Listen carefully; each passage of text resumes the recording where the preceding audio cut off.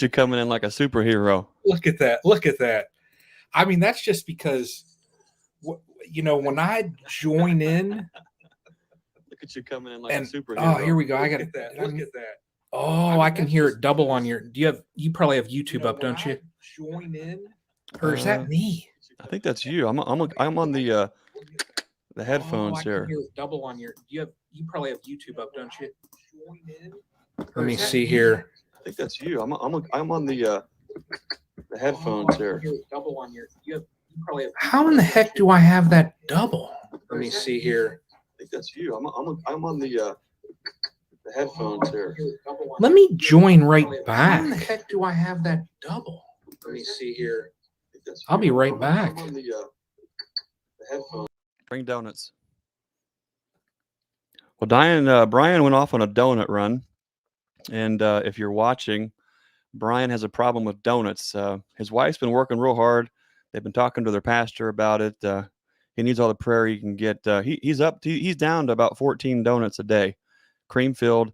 We don't hold it against him. We try to do what we can to help him out there, but he just look at that. I didn't say a thing. I said nothing about your addiction to donuts. Me and you.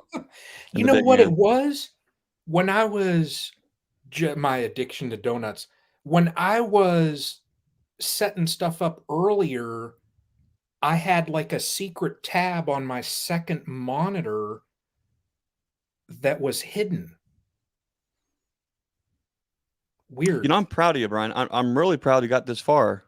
I mean, this is a lot of technology going on all at one time, and I mean, you are the live stream man. You got look at the graphics and the things and all the ins and the outs. I mean, that intro alone. I mean, come on.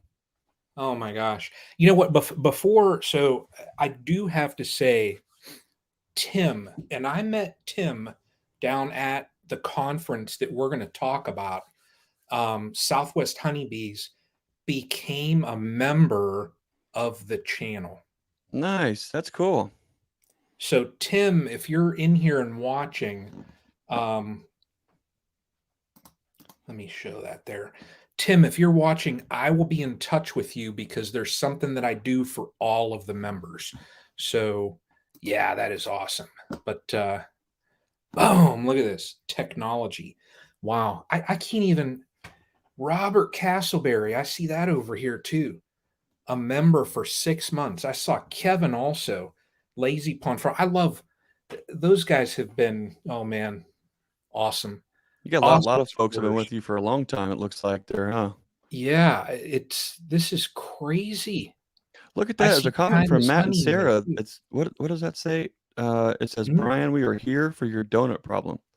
I'm not sure what that's about. But whatever you do, don't listen to the first part of this. Well,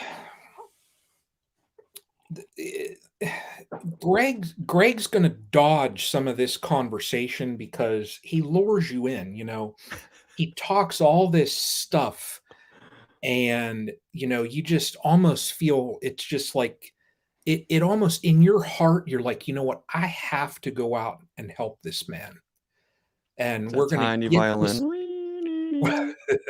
we're going to get this bee shop going. We're going to, he needed this wall. It was like the Great Wall. Build a wall. Ohio needed built. America. And I got so tired by the ending of it, I forgot my donuts. But he, it wasn't even like, Brian, here is you earned this donut.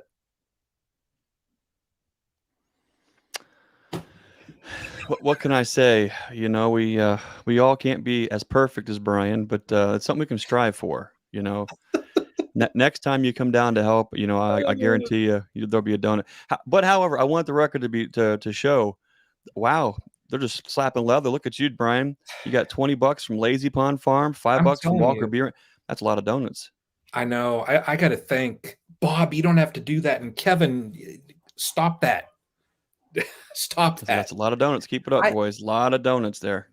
Kevin, I was looking for. I can't see the member, like the 6-month comments on StreamYard to pull them up like I can a super chat. So It's so weird. I see that though. Congrats, Castle Bees. Oh man. We got Look we who's in got there. somebody else in here that I'm going to bring up to, and I'll bring them up. Oh, It's the What's up, stream guys? team. The stream team is back together.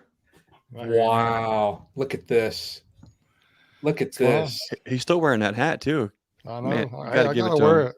Gotta wear it proudly. But do you know what really it clicked in my head when I met Bruce, finally in person, and I walked up, like a lot of things, like I have it on my Hive Life shirt, there's the little trademark on the bottom right of an Alabama hat.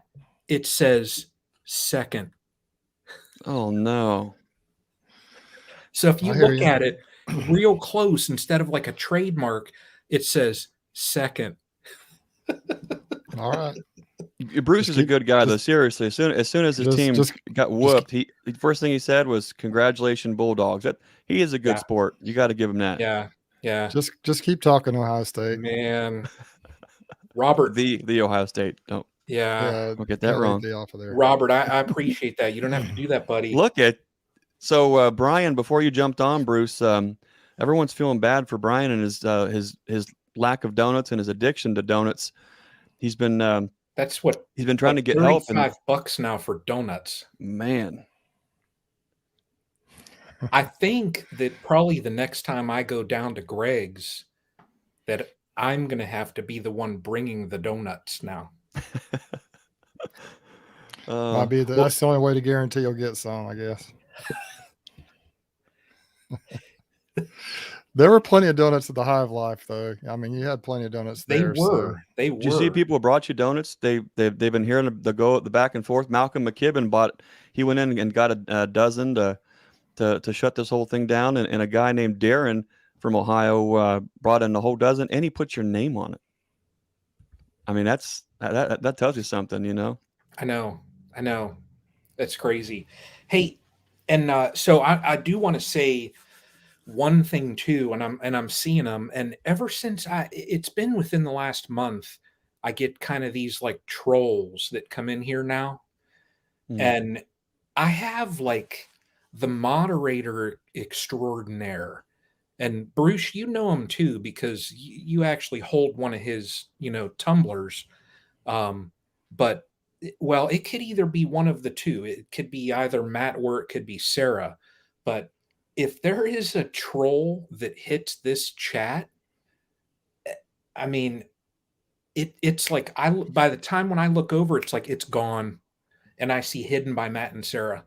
So yeah, I appreciate that. I do. Oh my God, look at this.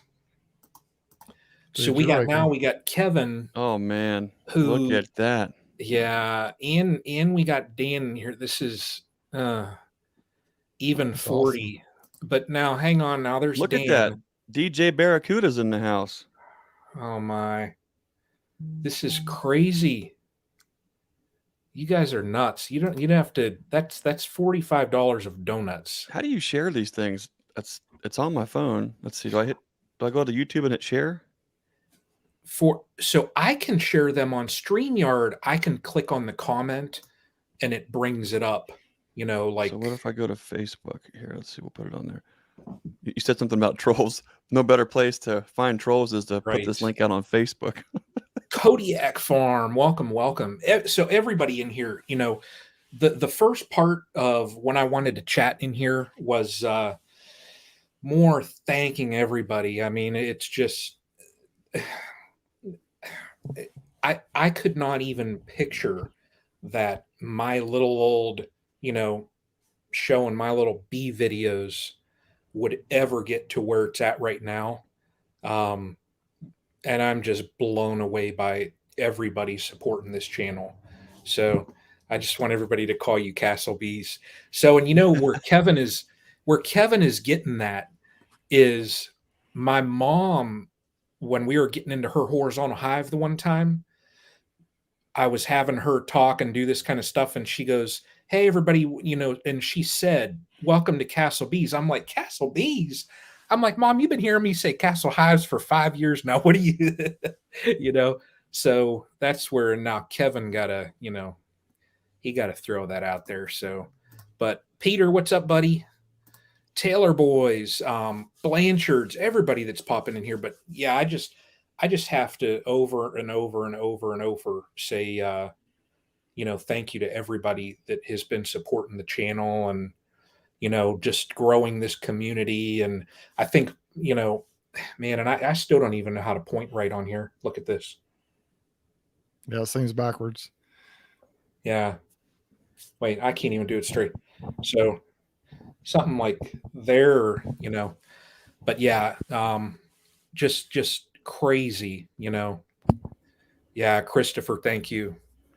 Hey, Brian, is your wrist wore out from signing all the autographs there? Oh, you hush. You were quite the big hit at the Hive Life Conference. There's somebody else that, Bruce, you have no, Bruce, you just, I got a surprise for you in a little bit. I got a surprise for you, buddy. I can only imagine. Hey, listen, though, I do want to say though, congratulations on that 2K, man. That's awesome. And you're already working your way on up to the next 1,000. You're already getting some, you're doing well. One thing about the Hive Life Conference that I realized is there are a lot of people out there trying to do this. And a lot of people are way, what I would say, bigger than us, but there's a lot that are just trying to get started. So, you guys out there watching, I'm sure all these people would appreciate you. If you look at the Hive Life feed on Facebook, you'll see people's videos kind of popping up on there. If you haven't watched them already, I'd encourage you to go watch them and kind of see what you think and maybe subscribe to some of these people.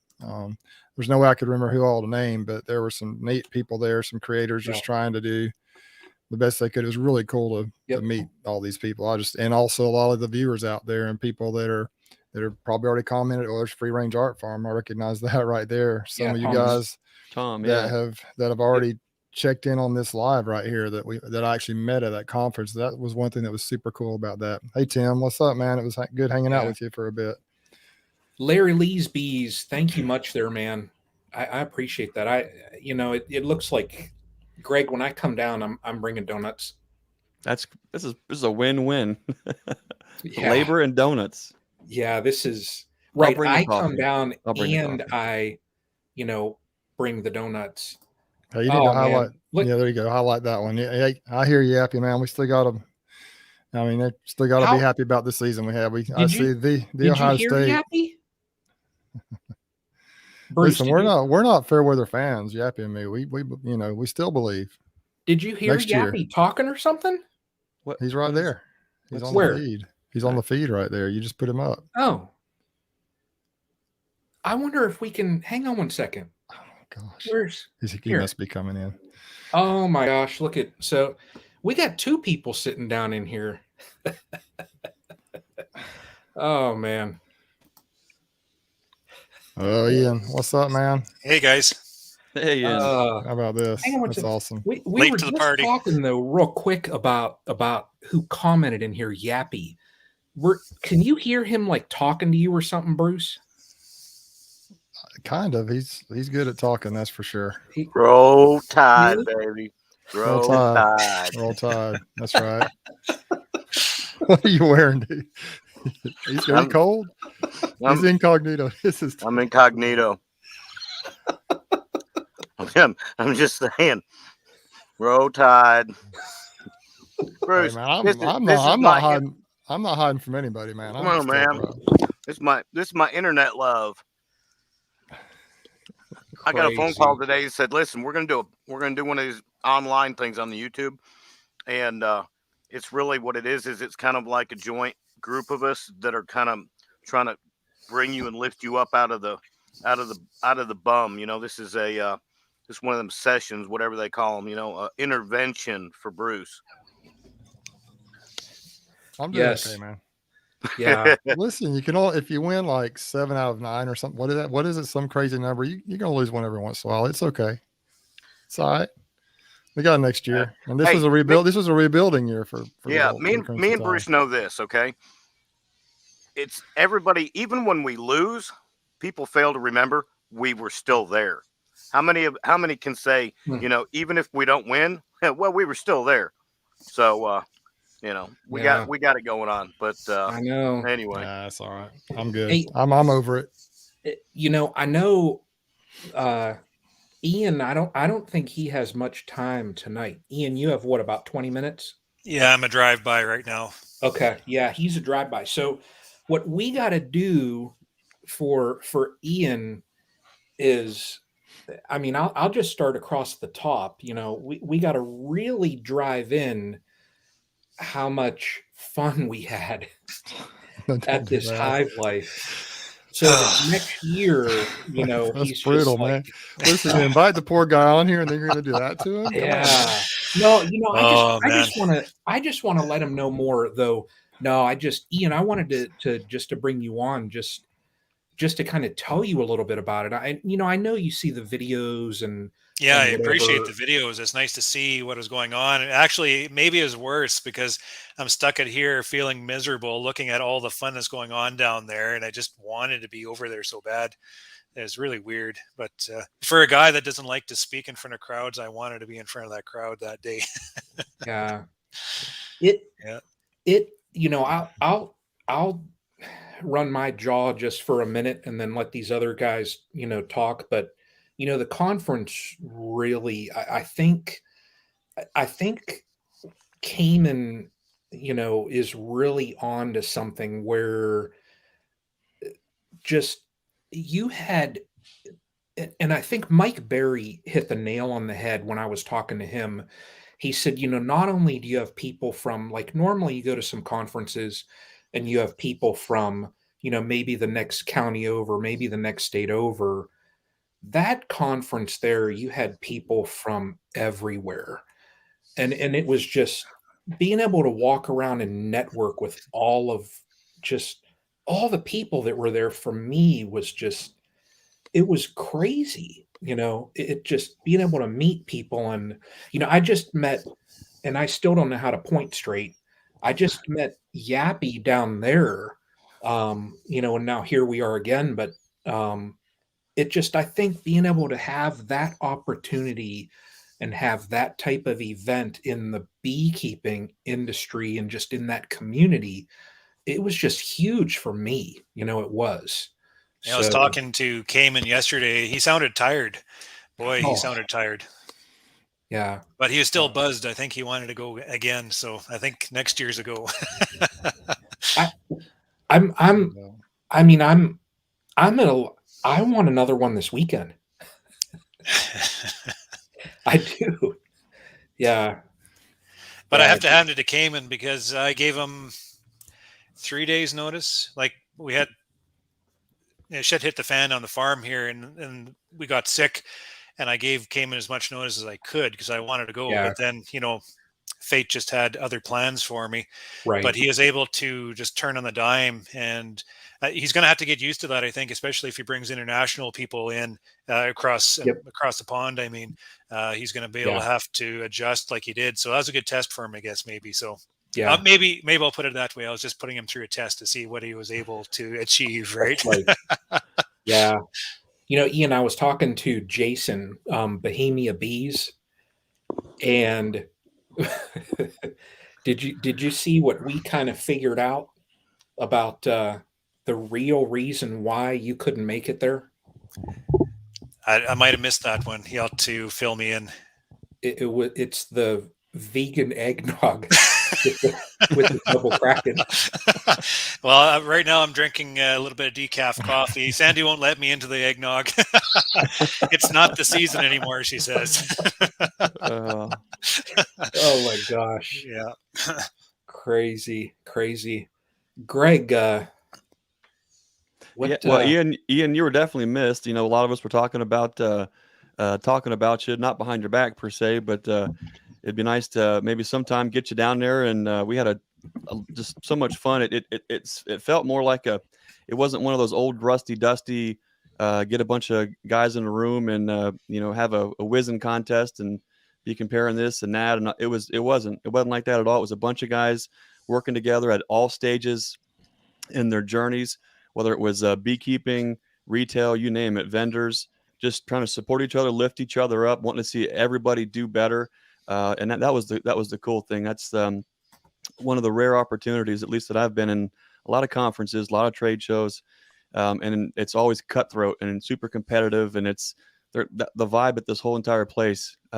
It probably had something to do with everyone literally risking life and limb to get there. The roads were absolutely horrendous. How nobody got hurt, I have no idea, but everyone has quite a story to tell. Sitting on the freeway for 20 or 14 hours, just no accidents. It was terrible. So by the time we all got there, what you ended up with was almost 1,000 people in the same room who were dedicated, who were tenacious, who wanted to make it happen. And I don't think there will never be another one quite like that. But hopefully next year things will look up, Ian, and we can get you down there and shake your hand and then see you in person.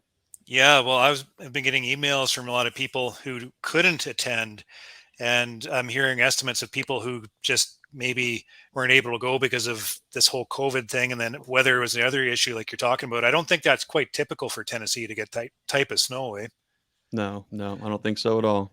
Yeah. So mark my word, I bet you he breaks 1,000 and 1,200 easy from the amount of attention he's getting. I tell you, maybe third time's a charm for me. Maybe I'll make that one. Yeah. It wasn't even Tennessee though, really, with the snow. It was, and my buddy in here, Anil, NKY Honeybees, it was Kentucky. When we got into Kentucky, it was around Lexington. It's almost like the sky just said, here's a foot of snow. Yeesh. And yeah, it was terrible cold up here. We're minus 35, wind, snow. Like, I wish I could have left because it was just miserable weather up here. But that cold just kind of sunk down to the southern states. Maybe that's where the cold come from. Yeah. Ian, will you be in Nebraska on March 5th for the Hives for Heroes benefit, or is that a virtual appearance? Yeah, that's a virtual. I make a rule not to, well, this year's all screwy, but I make a rule not to travel March to September, and then fair game October until February. So I wouldn't be able to attend that in person anyway, so I'll be attending via Zoom, I guess it is.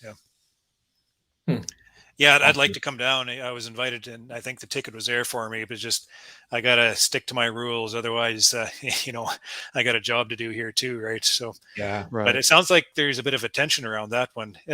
Kind of fill me in exactly what that event is all about. Where's the money going for this? It's like a fundraiser type event.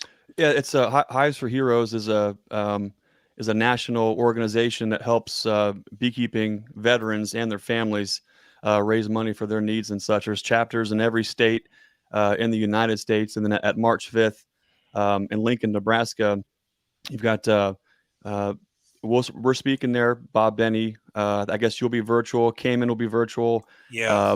Buzz Vance, Matt Lance, and some vendors and things like that, just to try to raise some money, raise some awareness for our vets here in the States. And they do a real nice job with that.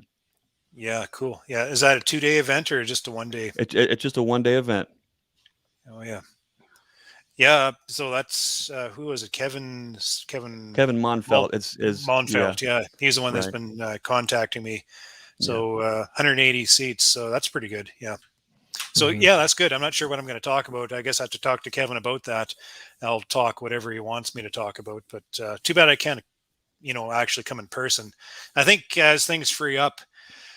Like in Canada, everything's getting even more restrictive, and the government's trying to free things up. But then the people are just getting angry, and it's just a complete gong show up here right now. So as soon as things get pushed through, I think everybody's going to relax a little bit, just as their hospitals free up a bit, because they're kind of congested. And as soon as that happens, I think by next year, we might be able to take this sickness as typical, I hope, and then just get back to normal, right? Yeah, and it's. I think probably the decision that you made, Ian, was probably all around the best, because I think I was sitting at the hotel just watching news and whatever, and they started announcing different restrictions as far as U.S. and Canadian travel. And I thought, and you're the first person I thought of. I thought, man, if, had you been down here, then Yeah, you would have been stuck. So yeah, and that's just it.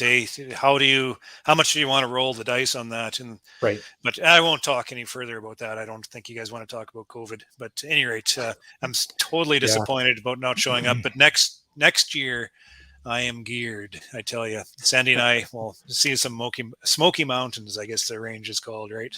Yeah, it's beautiful. It's beautiful around there. I will say that. Yeah. So we got No. Keep going. I love the way you say COVID. well, somebody here said something. How are you all getting Yappy to be so quiet? I don't know.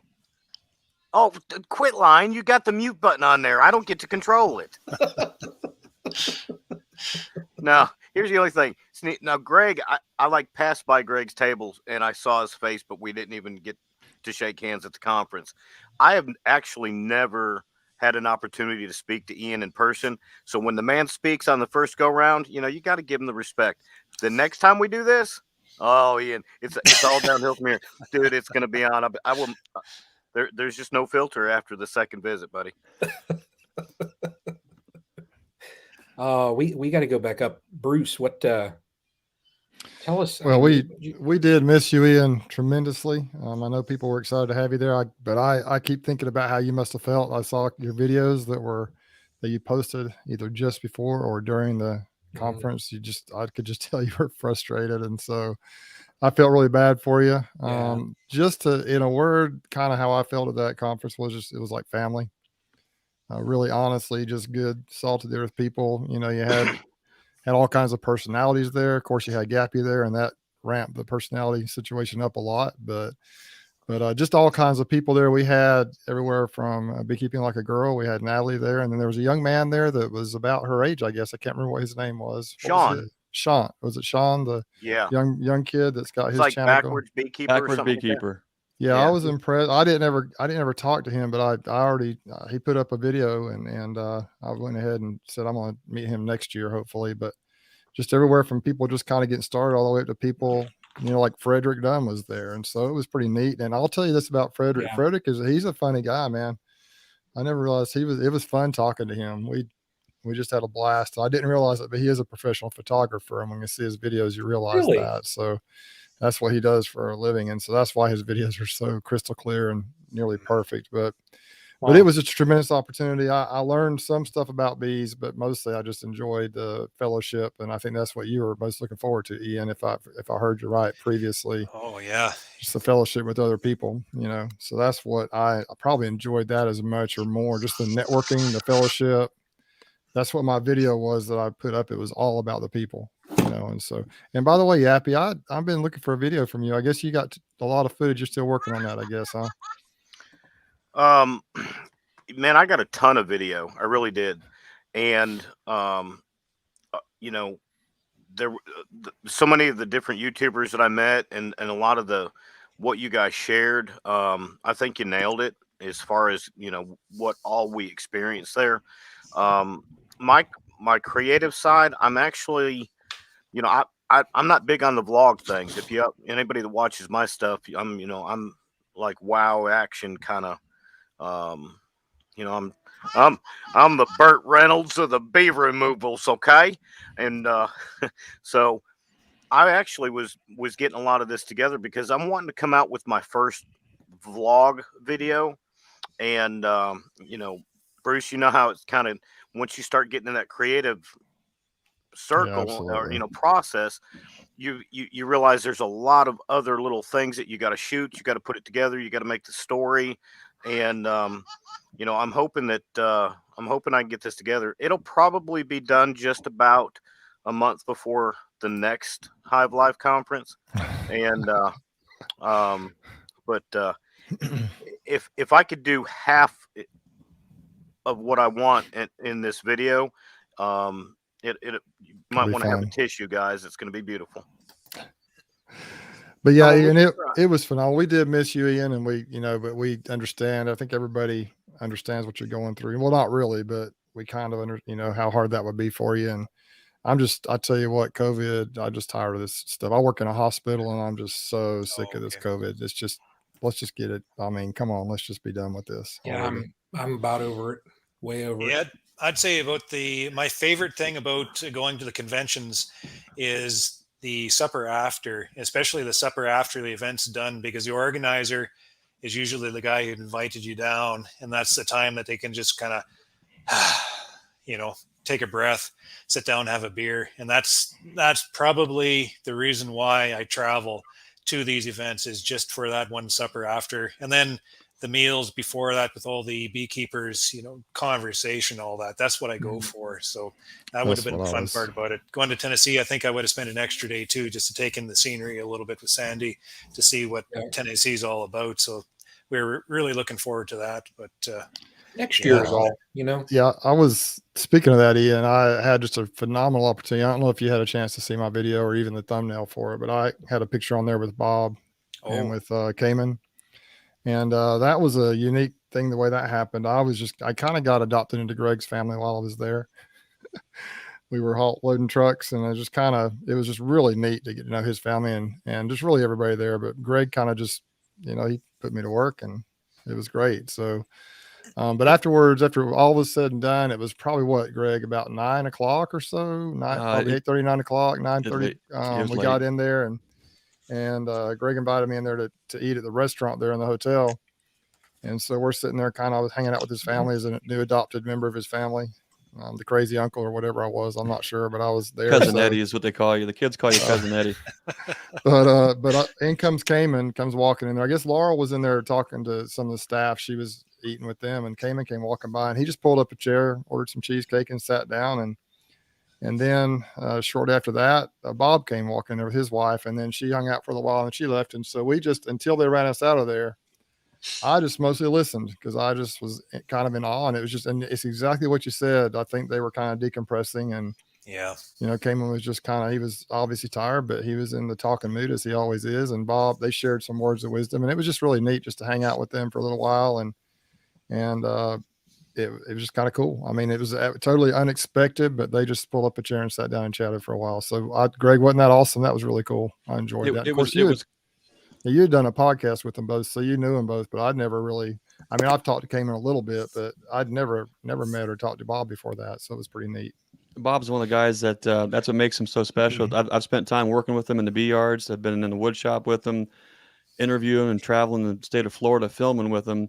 Bob is as genuine as a person as he is to every single person that you see at the conference, as he is in private at the table, having something to eat. That's what really makes him special. He is one of the true, genuine type of guys that you can't help just to gravitate towards and just listen.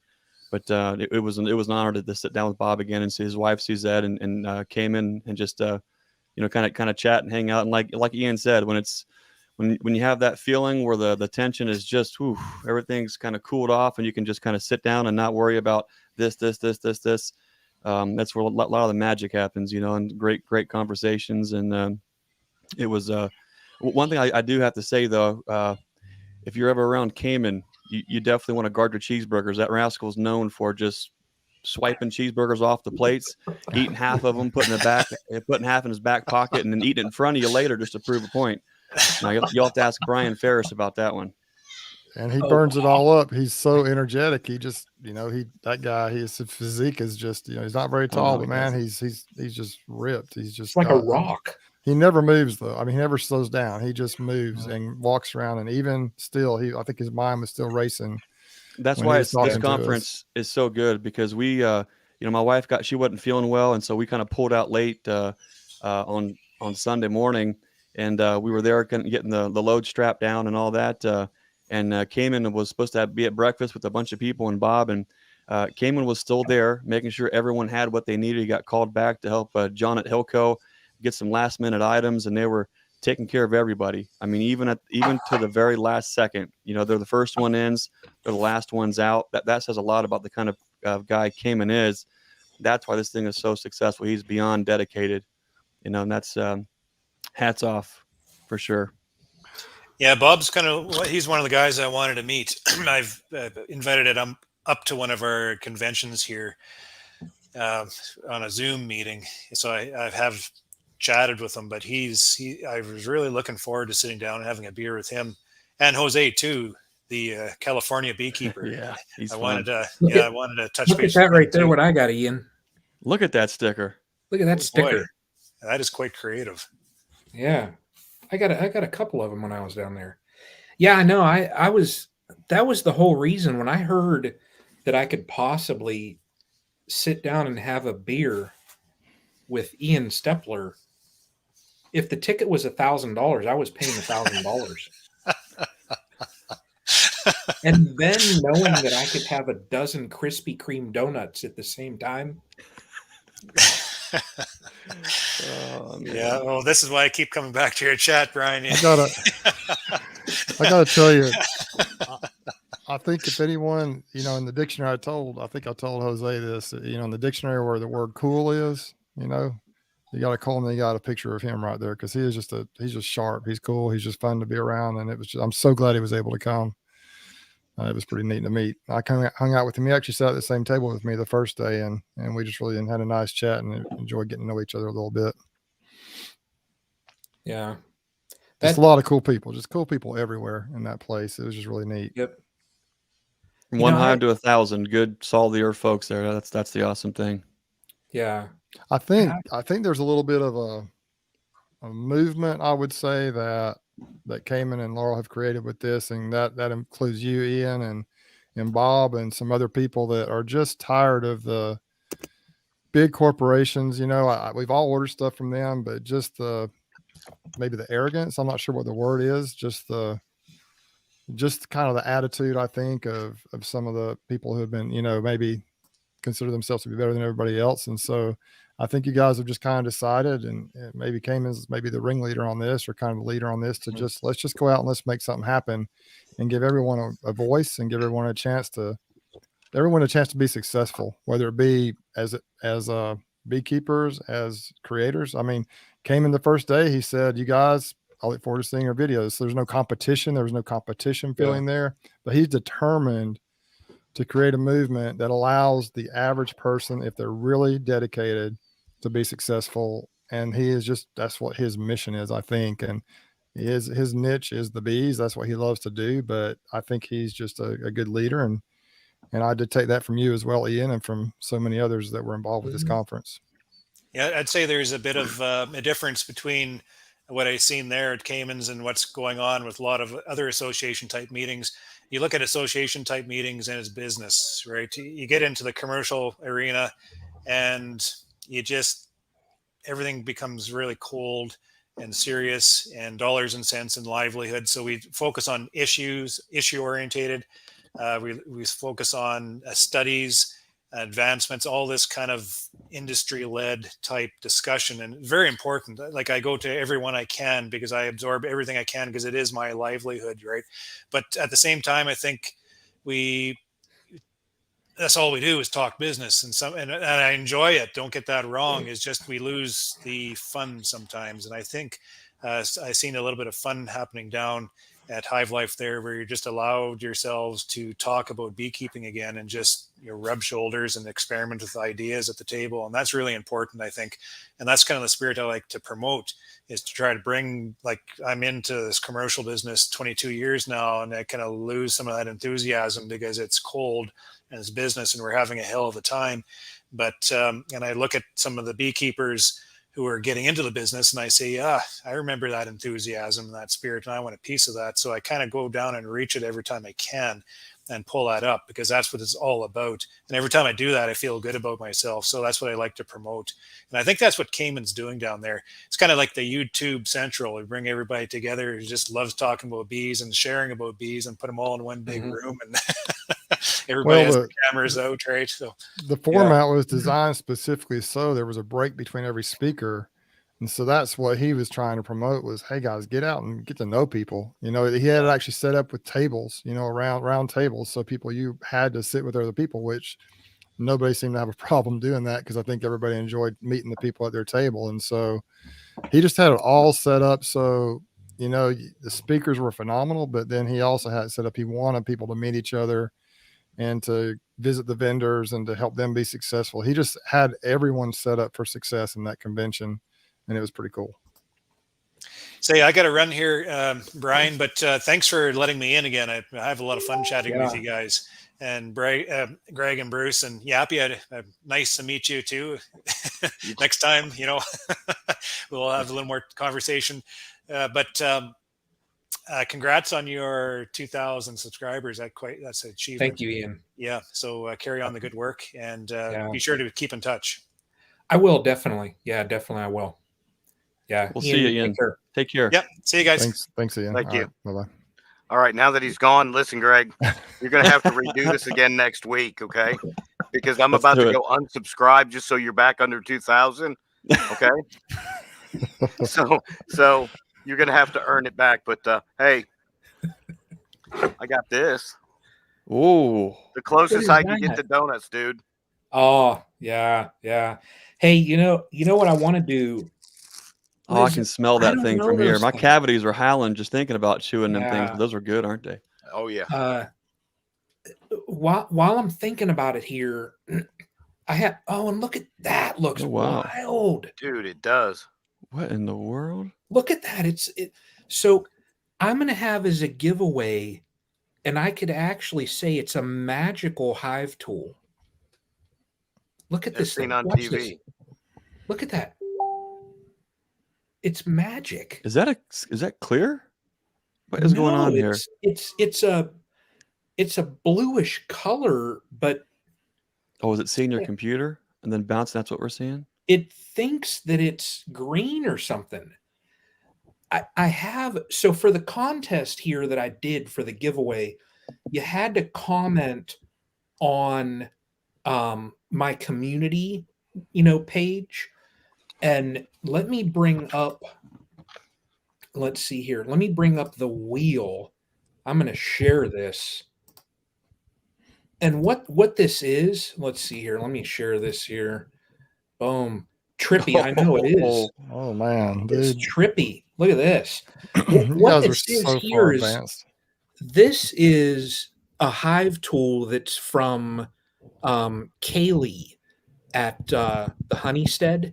She actually, I got one of these, and Beshy's here. What's up, brother? I got one that is yellow. It shouldn't do here we go. Here, let me hide the wheel, that way you can see. So see how that is? Well, that's sharp. I like it. Real nice. She Cerakotes these things. I've had one that I've been using for 2 years. The paint does not chip. So they're solid. When I got this, she sent me the magical one. Look at that. So if you want to film this, I can't guarantee that you're going to get it on film because it's probably going to disappear. But wild looking. Isn't that wild looking? Mm-hmm. But I got a wheel here of 16 people. And time is honey. So this here, what is this for? The magic hive tool. Pop open your hives, buddy. So let me see here. What that I just see? I just saw something about Yappy. I'll donate $20 if Yappy plays Moonlight Sonata on that grand piano. Oh, that is hilarious. That is hilarious. And before I spin this wheel, I do want to say, Larry Leesby's, I talked to you for, what was it, about 30 seconds there? Man, I wish I had more time and could have done a little video with you next year. So, but I'm going to hit this here wheel, and those that did comment, part of this too. Now I'll ship it to Canada. I think going anywhere other than the U.S. and Canada would probably be, I don't know, it'd probably sit in a tanker ship for 6 months. Let's just say guaranteed U.S. delivery within 6 months, like tumblers, right, Brian? Yep, exactly. It's just like tumblers trying to cross the Ohio River and stuff. But I'll need to, and also part of the things, I'll need to verify an email from your YouTube. That way I can just verify that it is you. I just want to make sure whoever wins on this wheel gets this.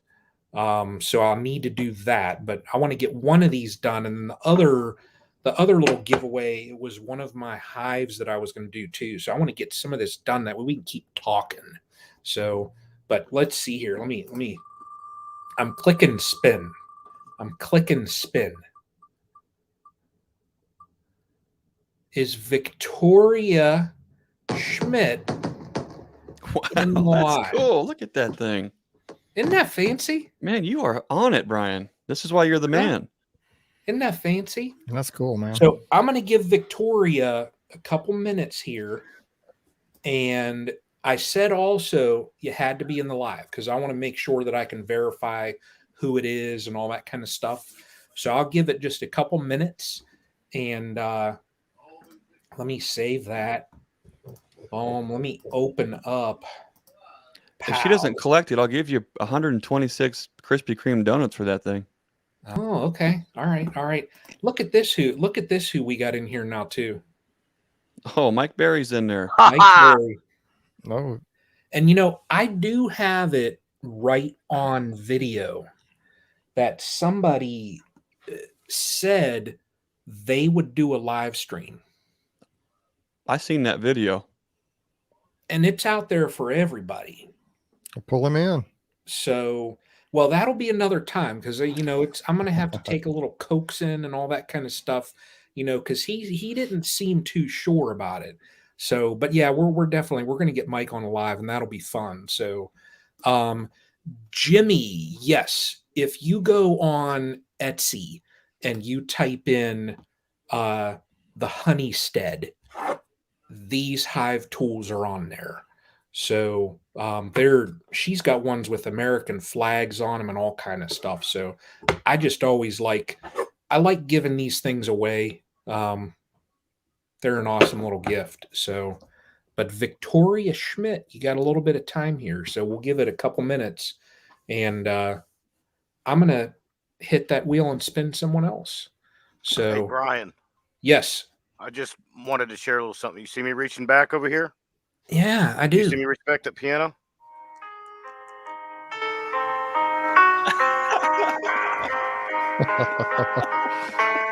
Okay, there you go. I'm playing it.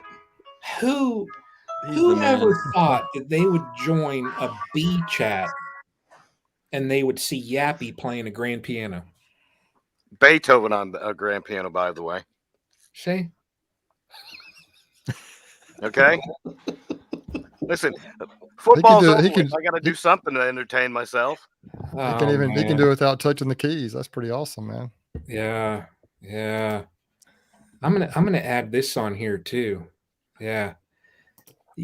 Yappy's a musical whiz from a distance. Huh. Now, well, that's only because I ain't took a shower today. Any closer and it would be horrible. If you could play that grand piano singing from a distance, that would probably be something too. Wasn't that a song from a distance or something like that? Yeah, I'm good, but I'm not good at making up words as we go. So okay, yeah. Anything's possible then. For those wondering about the site here, Matt, thank you for that. There is Kaylee's link. So, but I want to spin this wheel again for this other one that I was going to do. Let me see here. I got to see if I can not knock this thing over, or not. Oh, let's see here. Let me see here. Let me remove that. This right here. See this? And actually, I'll tell you what. Mike Berry got one of these. It's one of the 3D printed hives, and I'm going to do the complete frames, feeder, the whole with this. So, and this will, anybody there. So if you're, even like Mike is going to use his at a bee club. So, that's awesome. Instead of hauling in woodenware, just haul that little thing. So, and I actually got another, ooh, look at that. I'm going to be knocking stuff over. I got another little prize here that we're going to do also. And it'll be for Beekeeper though too. So, and this will be compliments of somebody, Greg, I think I was talking to him over by your stand, and then he kind of had a vendor stand right up around the corner. So, but we're going to get to that in a second. Let me spin this wheel again and see who wins this hive. So yeah, right there, it's a really nice little setup for training. Yeah, they are. If I'm telling you what, if you have people that are interested in bees, that little thing right there. So yeah, but let me spin this wheel and see who's going to win that. Let's see. Beehive Homestead. Beehive Homestead, is he in here? Is he in here? I'm wondering. Melanie, what's happening? Good to see you. So we got Victoria hasn't said anything yet. I want to go back to the Hive Tool. And Victoria hasn't said anything. So I'm hitting spin again on that too. It's a killer just trying to give stuff away. Uh-oh. Now I know he's in here. I know he's in here. Hey, Brian, I see you right there. Nancy. So I put in a video and then I put on a community page how to sign up for that. That way I could populate this wheel prior. So let's see here. Thomas, it is, if you go on, it's on Thingiverse. If you go on my Etsy, though, also Castle Hives, I have the link right in the file. So it's right on that. Yeah, I hear an echo. It's right on, like if you go to my shop at the bottom of the description, it has the link right there. So, Brian, I'll email you. I know I have your email. Is it still your NC? Are you still using your NC email? Backyard Bees NC email? And if so, then I'll get an address where I can send this thing to Brian. We're getting a little feedback from somewhere, aren't we? Yeah, I see that. Uh-oh. Yeah, I do. I wonder where the feedback's coming from. What did Cayman's on? What did he miss? A free cheeseburger. All cheeseburgers have been cleared from this live chat. Yep. All the cheeseburgers.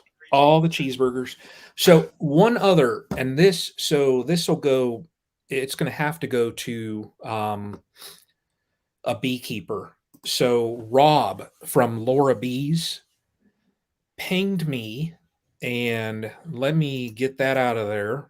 Pinged me. Uh-oh.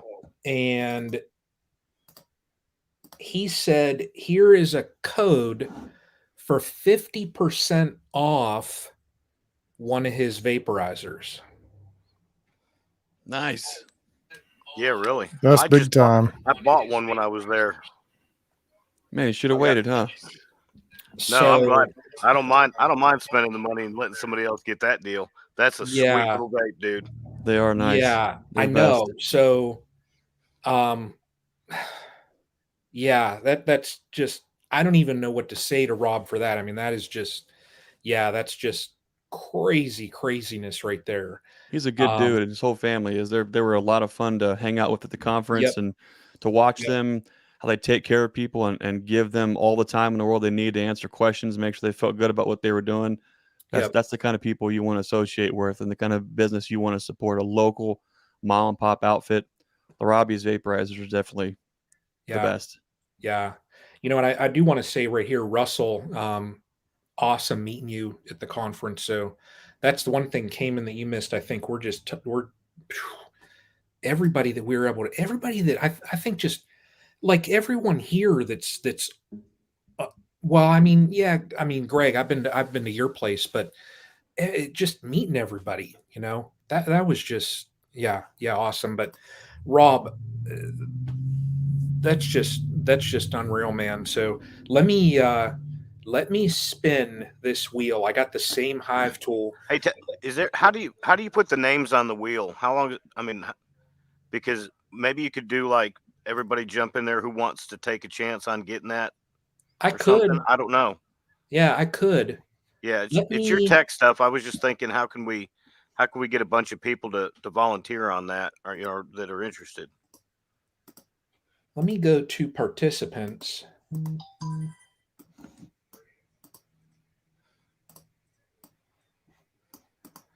Let me see here.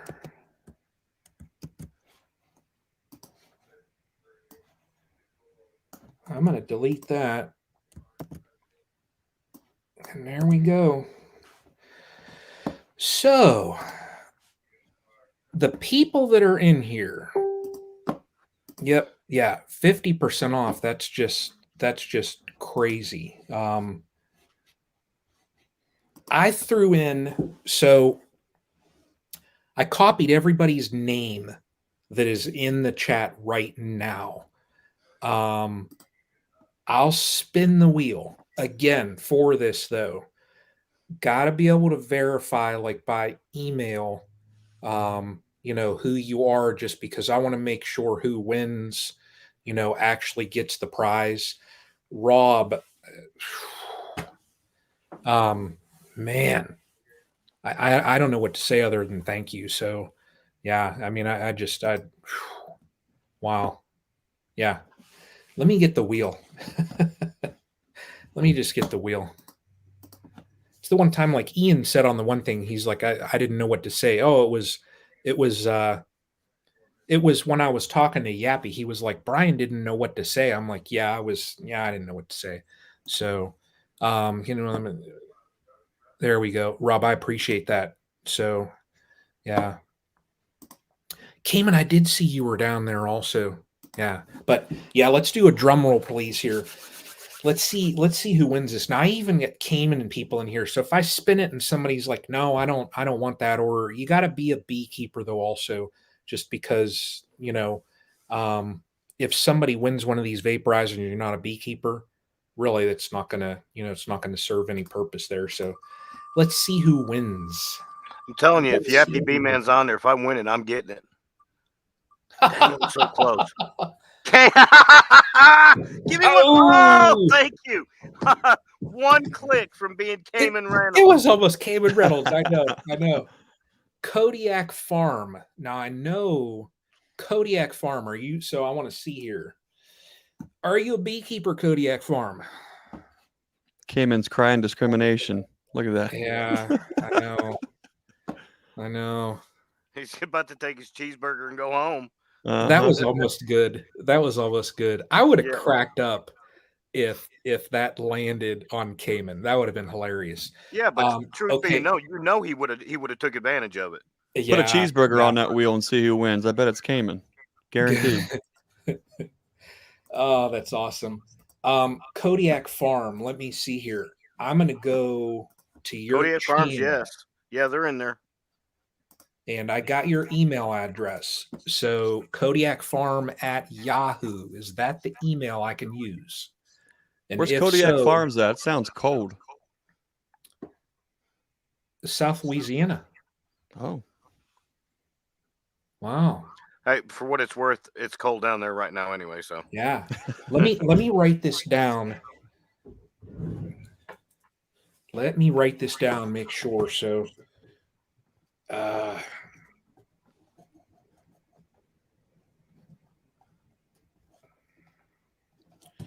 and we got Brian got the Hive Tool.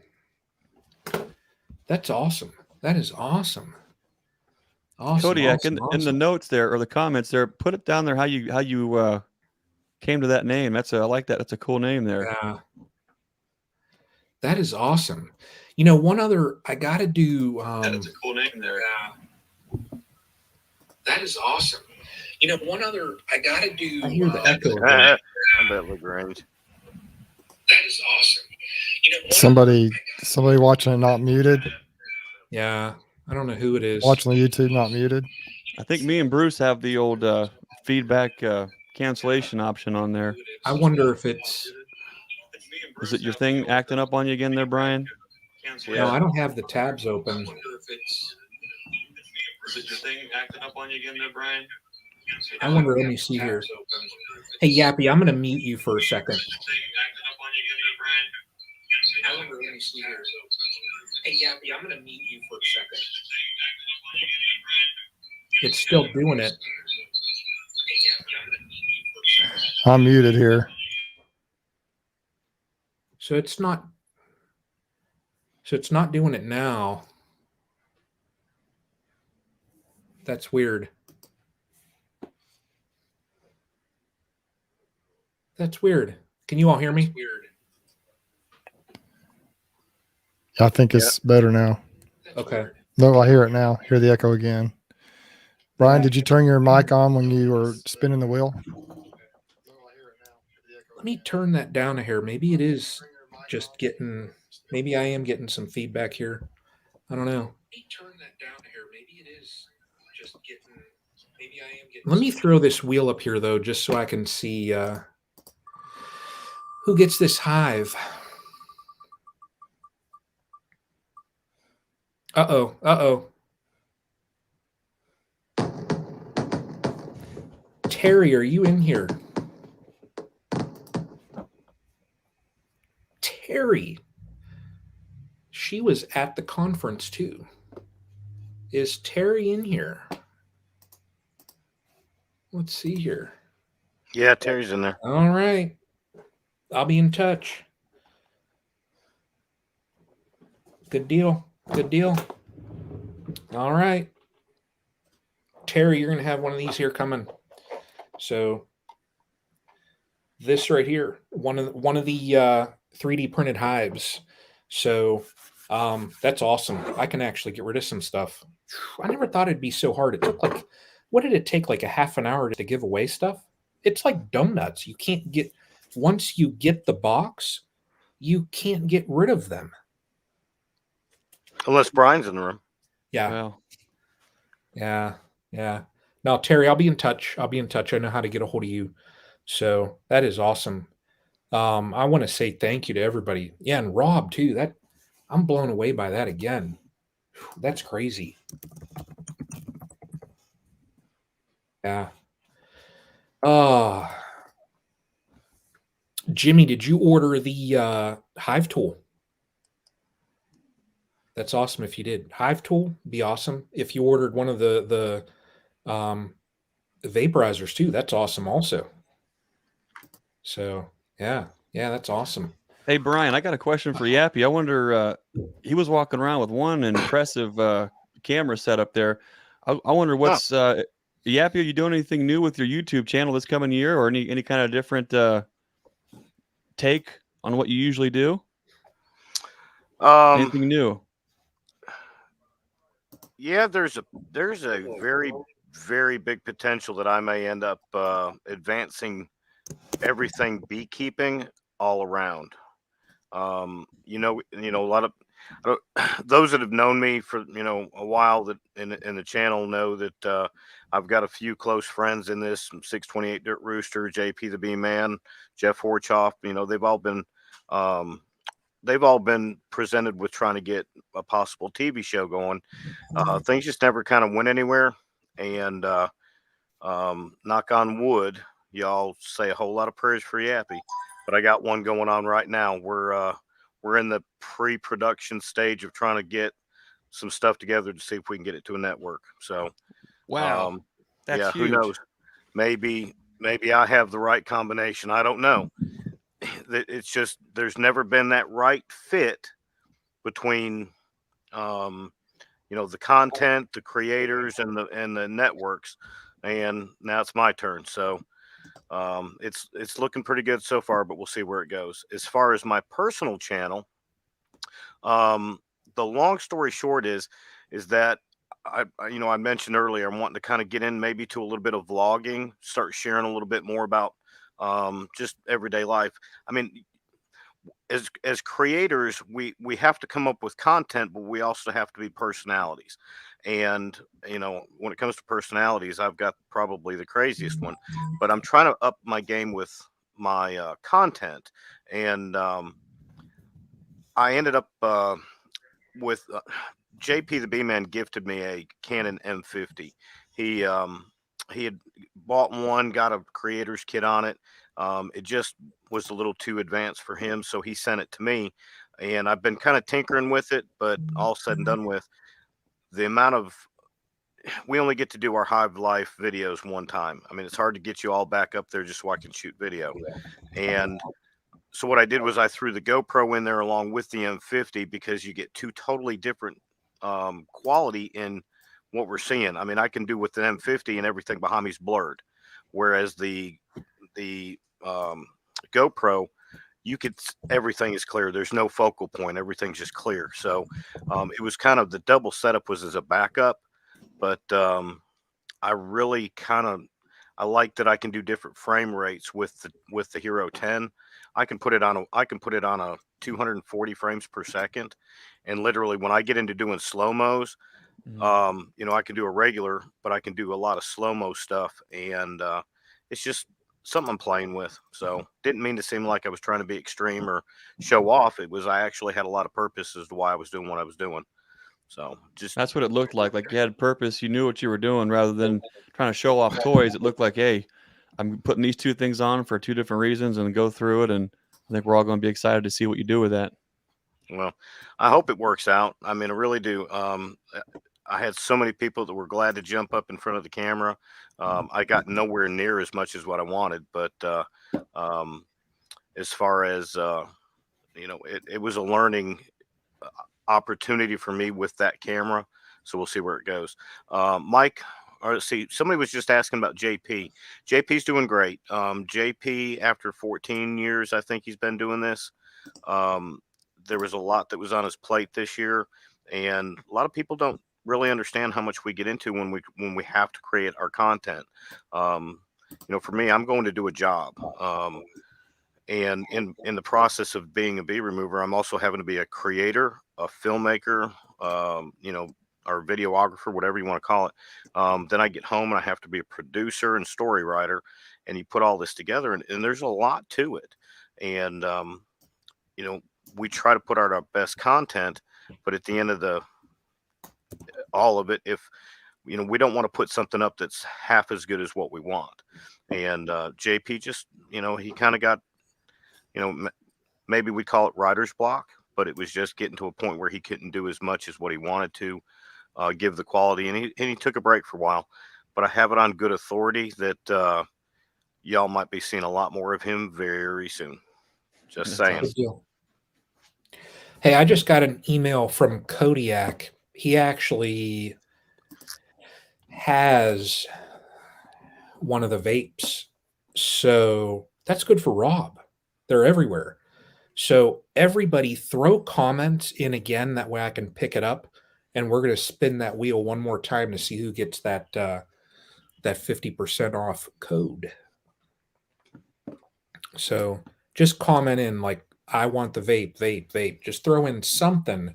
That way when I pull up the participants, that I'll be able to throw everyone's name on that wheel. If you don't comment for so long, like when I pull up this participant list, yeah, there we go. Awesome. It won't pick up your name, so just throw some comments. There we go. I got you, Dave. Got you, Timus, Honey. Nathaniel, got you, James. Good. Yeah, throw some comments in there.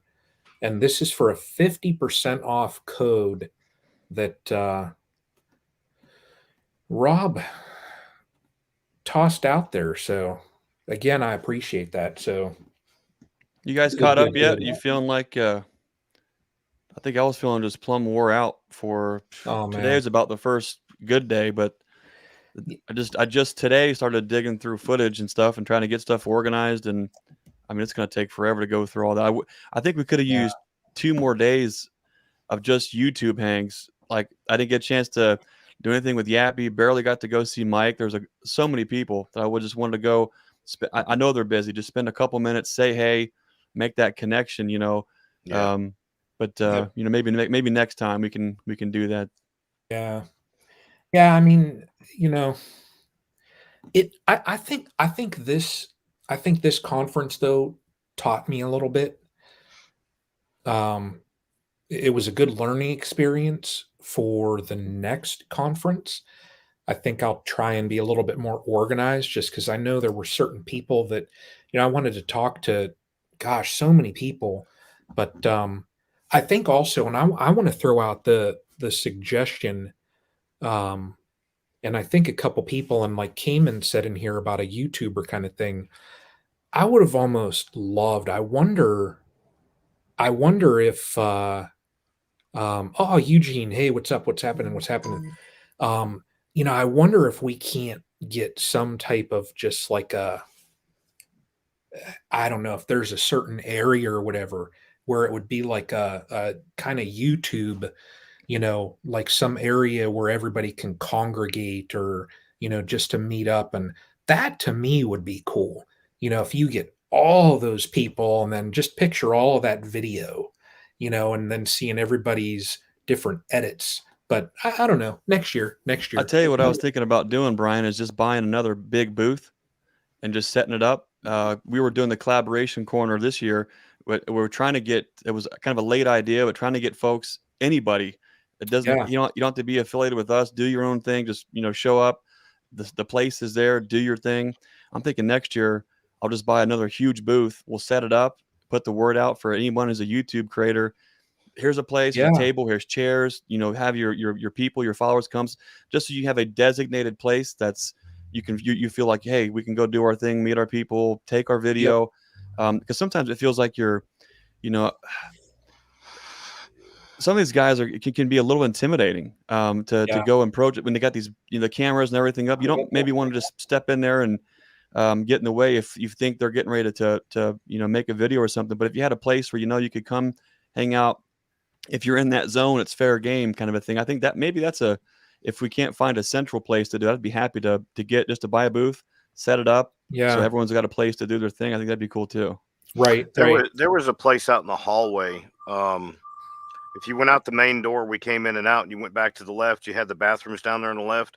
Just past there was a nice little fireplace, little cove area back in there, away from everybody.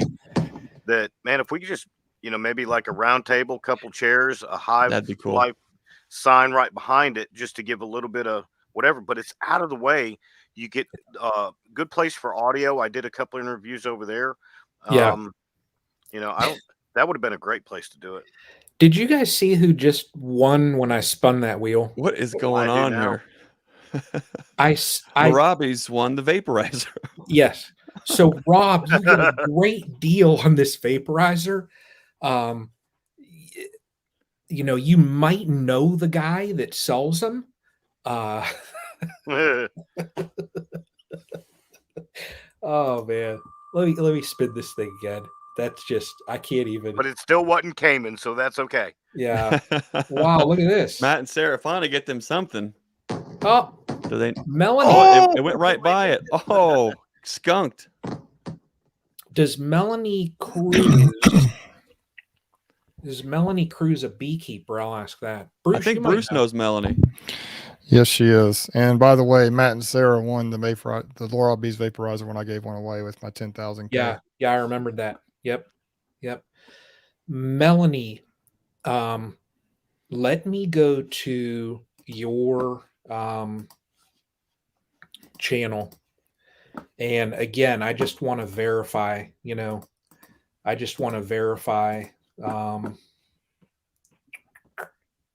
oh, let's see here. Melanie. He's sitting back there going, man, I can't even give one away. I know. It's crazy. ECP. Yeah. Let's see here. ECP, you're on there. There's actually 35 people on there. Let me see Melanie. There you are. So again, Melanie, I just want to verify your Melanie. toss your email if you can.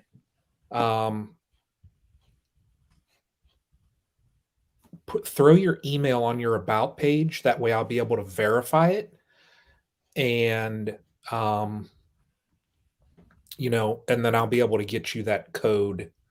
So, yeah. Uh-oh. Here, hang on one second. I'm going to throw, there we go.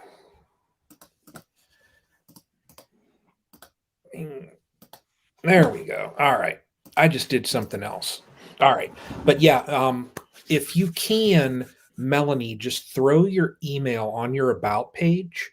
And I just want to, like I said, I just want to be able to verify that it is you. Bruce, are you in touch? I know, and Melanie, I think I got an email from you after the last one, but let me see. I'm one of those OCD persons with their email that I go through a couple things and then I delete them. I have to have my email at like 0 and all that stuff. I'm one of those OCD freaks. Let me see if it's in my Castle Hives page. I don't see it. Shoot me another email. Yeah, shoot me another email, and there we go. And I'll get you over that code. So hey Brian, Thomas DeGan from Free Range Art Farm just messaged me too. Looks like we might be onto something with there might be a few of us that just get together and buy a booth and just give a place for everybody, especially, you know, on the drive home.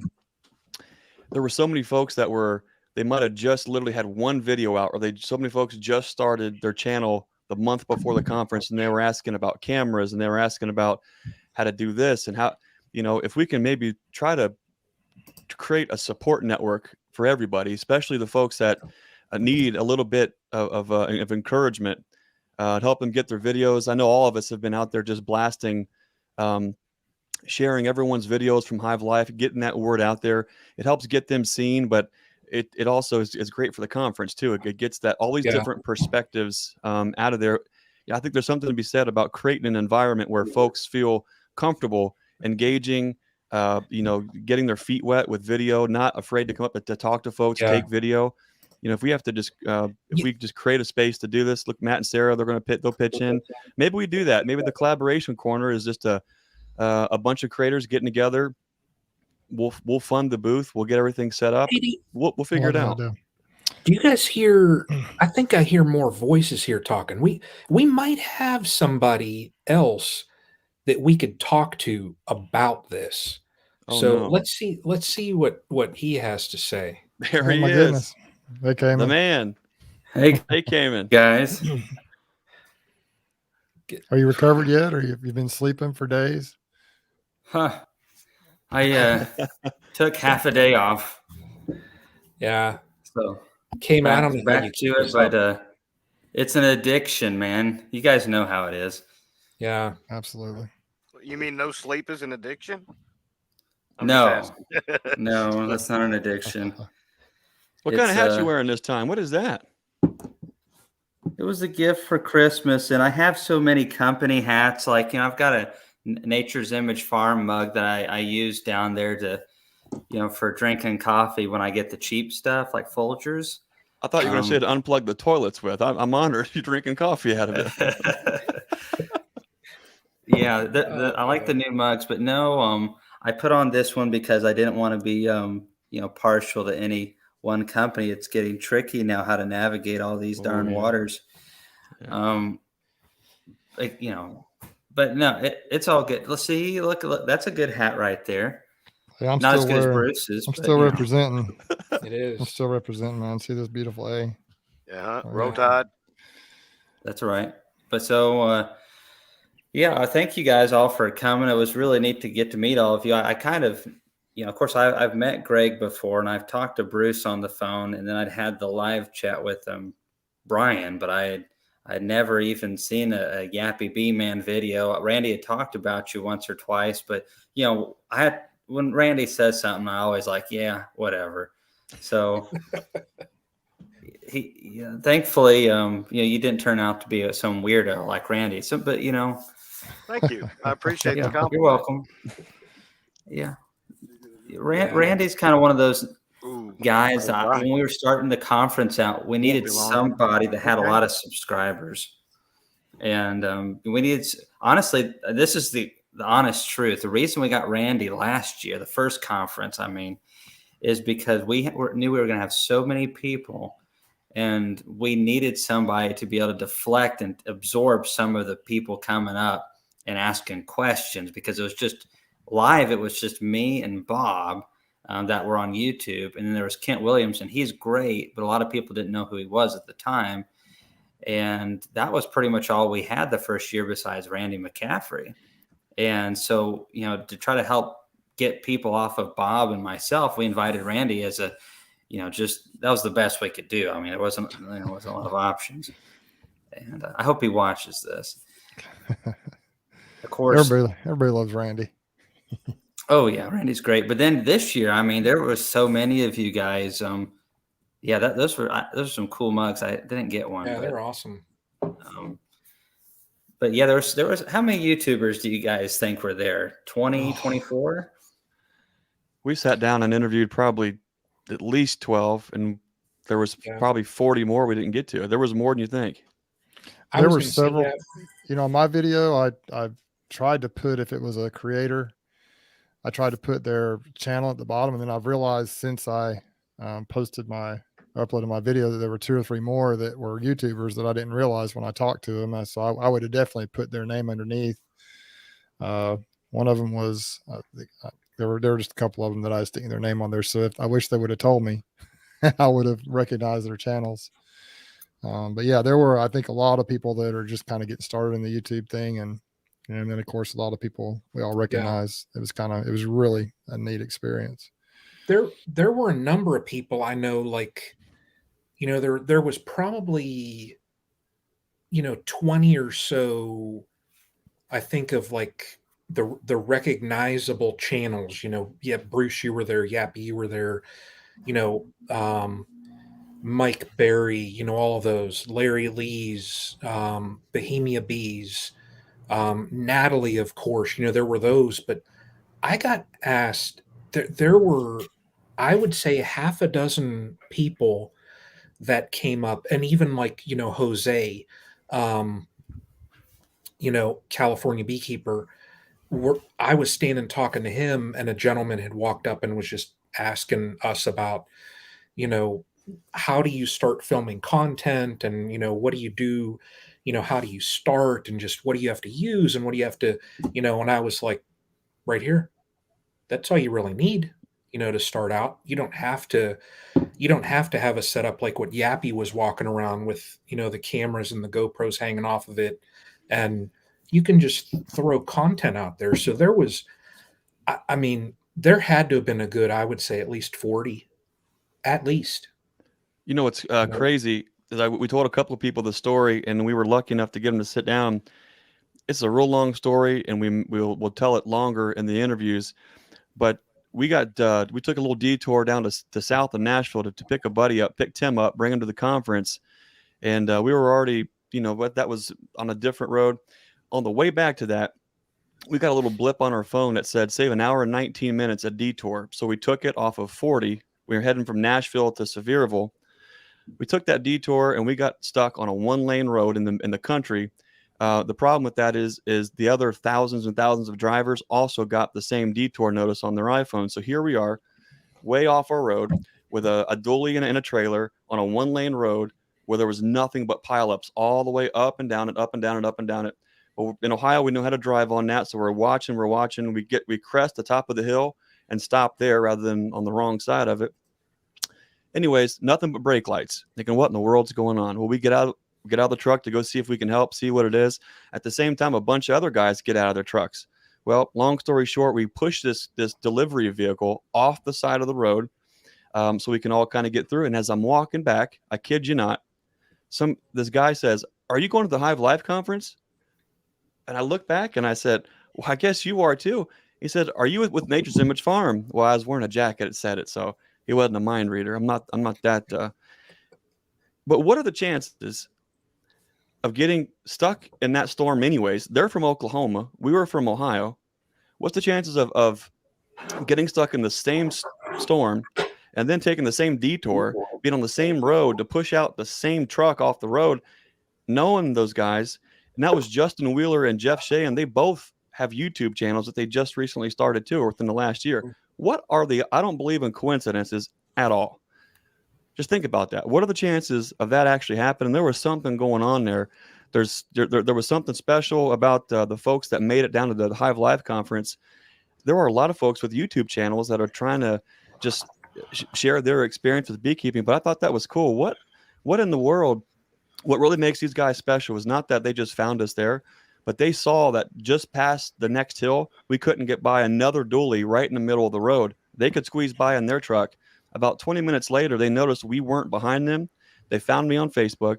They sent me their number. They said, if you need anything, let us know. We saw you weren't behind us. I mean, I can't tell you, unless you were there, this means nothing to you. But when you're in that kind of situation in the middle of nowhere with a jackknife trailer and someone gives you a little bit of a lifeline, that's the kind of guys that they are. These are the kind of people that I'll do anything for. We don't have a big YouTube channel, but we'll shout them out. We'll share their videos, do anything we can to help promote what they're doing because they're good people. Yep. Just like all the people at Hive Life Conference that showed up, those are the salt of the earth type folks, and it really was a special thing to be able to share that this year. So, Cayman, we keep saying it over and over and over again. You're going to get a big head. You're going to need a bigger hat. But, man, you and Laurel, man, you guys nailed it in a big, big way. And we all have a lot to thank. There's going to be so many things that are going to blossom from this for decades that you just won't even know about. And so I just want to, take the opportunity to thank you again. Put that hat back on there. You have way more hair than us. Well, that's because I didn't grow through mine like you did, Greg. And what makes the Hive Life Conference special is it's full of good people and people that care about beekeeping, care about bees, and care about other beekeepers and finding ways to help one another. So that's really what it's all about. This mentality is not new. It's been around for a long time, but we're so spread out. Bruce is down in Alabama. Some of you guys are in Ohio, and I'm in Tennessee. But now with YouTube, things have totally changed, and the conference is an extension of that, where people every year can expect to find the most diverse and best deals at our conference. We're already working on a totally new set of vendors, which it's easy. So this year was really difficult. It was very difficult to get the vendors that we had, and we're very thankful that we had already built relationships with several of these companies like Laura Bee Vaporizer. Hilco was another one. Dogwood Ridge was a very easy one for us. And there's several others there as well. I don't mean to leave anybody out. Apame, I'd worked with them in the past doing videos. And so these companies already kind of had a taste of what we were doing, thankfully, because of the YouTube channel. And they realized the marketing potential. And that's what I told them. And so I appreciate you guys. I used you all to a degree. I said, hey, there are going to be so many YouTubers there. You will never have a better opportunity to get this kind of advertising. Even if you just break even, the advertising for you is going to be off the charts. So that really helped us land a lot of vendors. And now that we're able to, you guys and us as well are sending all this content over. It's being watched in Poland right now. It's being watched in the UK and France and Canada, and of course, all across the United States. And so next year, I expect, and already am talking to the people outside of the United States. And as long as the coronavirus isn't a big concern, I plan to dwarf what we did this year in 2023. So brace yourselves and get ready. I know that just like Greg that sell stuff at the conference. now you already have a year under your belt where people are buying your buckets. And so people are going to go out and use them, and they'll tell the people at their bee clubs. And then they're going to be like, where can I get those? And like, well, you can order them online, but you can get the best deal at the Hive Life Conference. And you get to meet, all of these guys, like Bob Binney and, Ian Stepler, probably in 2023, I would say. Mr. Red, I talked to him on the phone yesterday. He just didn't feel good, and there's no reason to take a trip when you're not feeling good at all. And so he's planning on being there next year, and that'll be fun. So there's still a lot of things upcoming, but it's all one big network. And Shabu reached out to me, him and Corey Stevens with the AI. That was something that they both talked a lot on behind the scenes and brought their creativity. And your podcast was creative. And, Bruce is an Alabama fan, so obviously he's cool. But everyone can bring their own creativity here, and it just adds another layer of special. So thank you guys, really. Cayman, can I just say that Ian was actually on here earlier for a little while, and we were kind of filling him in on kind of everything. And I guess the one thing that stood out to me was it felt like family. The other thing, and I think that I know that you and Laurel are hitting this up, but I think he is on part of that. He's part of that, as well as totally. Just the fact that, you're not, there's a movement, there's like a wave that's coming, and you could sense it there. People there, I think everybody felt included. Nobody was afraid to talk to anyone. There was no intimidation factor at all. And everyone just felt at home. I love the format. I know you've gotten some feedback on this of the breaks between the speakers, because people felt like they could get up and roam around and talk to people. And it was just I think people on YouTube, I know me personally, not just beekeeping, but it's kind of strange how you develop a little bit of a relationship with the people you watch on YouTube. And so people felt comfortable coming and talking to me, I'm sure, and all you guys as well. It was just kind of the atmosphere was like nothing I've ever experienced before. And the thing I like about your approach, Cayman, is that it seems like your goal is to help everyone succeed. You want all these companies that are there to make money. You don't have your own booth set up with, and trying to push everybody else out. You want everyone to be successful. And you mentioned the first day in your first introduction talk, I believe, that all the creators, you said, go get go get content. You could have limited that and said, no, don't, but you told everyone to kind of go get content. And so I love that about what you're trying to do, is just include everybody, and people really sense that. That's why people drove through snowstorms to get there, because they wanted to be a part. They wanted to be a part of that. And it's just true. That's how I feel. And everybody I've talked to, all these guys on here have felt the same way, and others. Well, it was awesome. Part of what I'm at right now is a workshop for entrepreneurs. And one of the things they're talking about, which I got this from my dad before I got it from this place, is,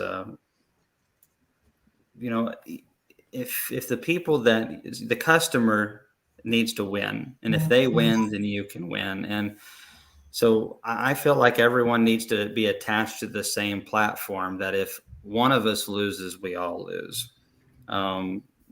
So my success is solely attached to the vendors being successful and the attendees having a successful trip, whether they define that by saving money on prices, or whether they define that by education, helping them save their bees, or whether that's entertainment and community and just having a good time. A lot of people like to be entertained. So it's really a balance of three things. It all comes back to value, though, and we want people to have value. And so to me, it'd be really stupid for me to say, Yappy, Bruce, Greg, all you guys don't make content at my conference, because for one, this is the best advertisement I could ever have. Because when I'm saying, hey guys, come to my conference, please come to my conference, it doesn't mean near as much as when, Bruce or one of you guys says, I really enjoyed the conference. It had some good things. It wasn't perfect maybe, but overall it was a great experience. And that means so much more than me trying to sell tickets, because that's what it sounds like when I'm promoting the conference. And so, yeah, and plus you guys also, that's what I've been really surprised, is how Bruce and how Brian and Jason Crook and Ruger and so many other people, and of course, what's his face? Oh yeah, Greg Burns. The way he's his podcast, they're all very different formats, and how they go about it. And some focused heavily on just random interviews with people. Some focused on YouTube interviews. Some focused on vendors a little bit more. So, I mean, for me to say, please, don't do that at our conference would be akin to shooting myself in the foot. And so, no, this conference is all about the beekeepers. Obviously, we do have to make some money, because if we're not successful, then we can't keep going forward. But, we're not, we're definitely not making as much money as what a lot of people think that we are. We're setting ourselves up for the future to hopefully do quite well. But this year was definitely not as big of a year as I think I think some people do the math on 180 times 800 and something people, and they're like, wow, that's so much money. Well, when you pay $60,000 for catering and then they suck, that gets eaten up pretty fast. And let me tell you, we have tore them a new one. Yeah, they earned that one. You should have seen them watching us go through and try to get a plate. Like, don't put more on there than you should. Yeah. Hey, can I throw out, so Terry Chapman here, and I only had a little bit of time that I could talk to them, but he's throwing out, if everybody can see there, a coupon code for the value of a jacket.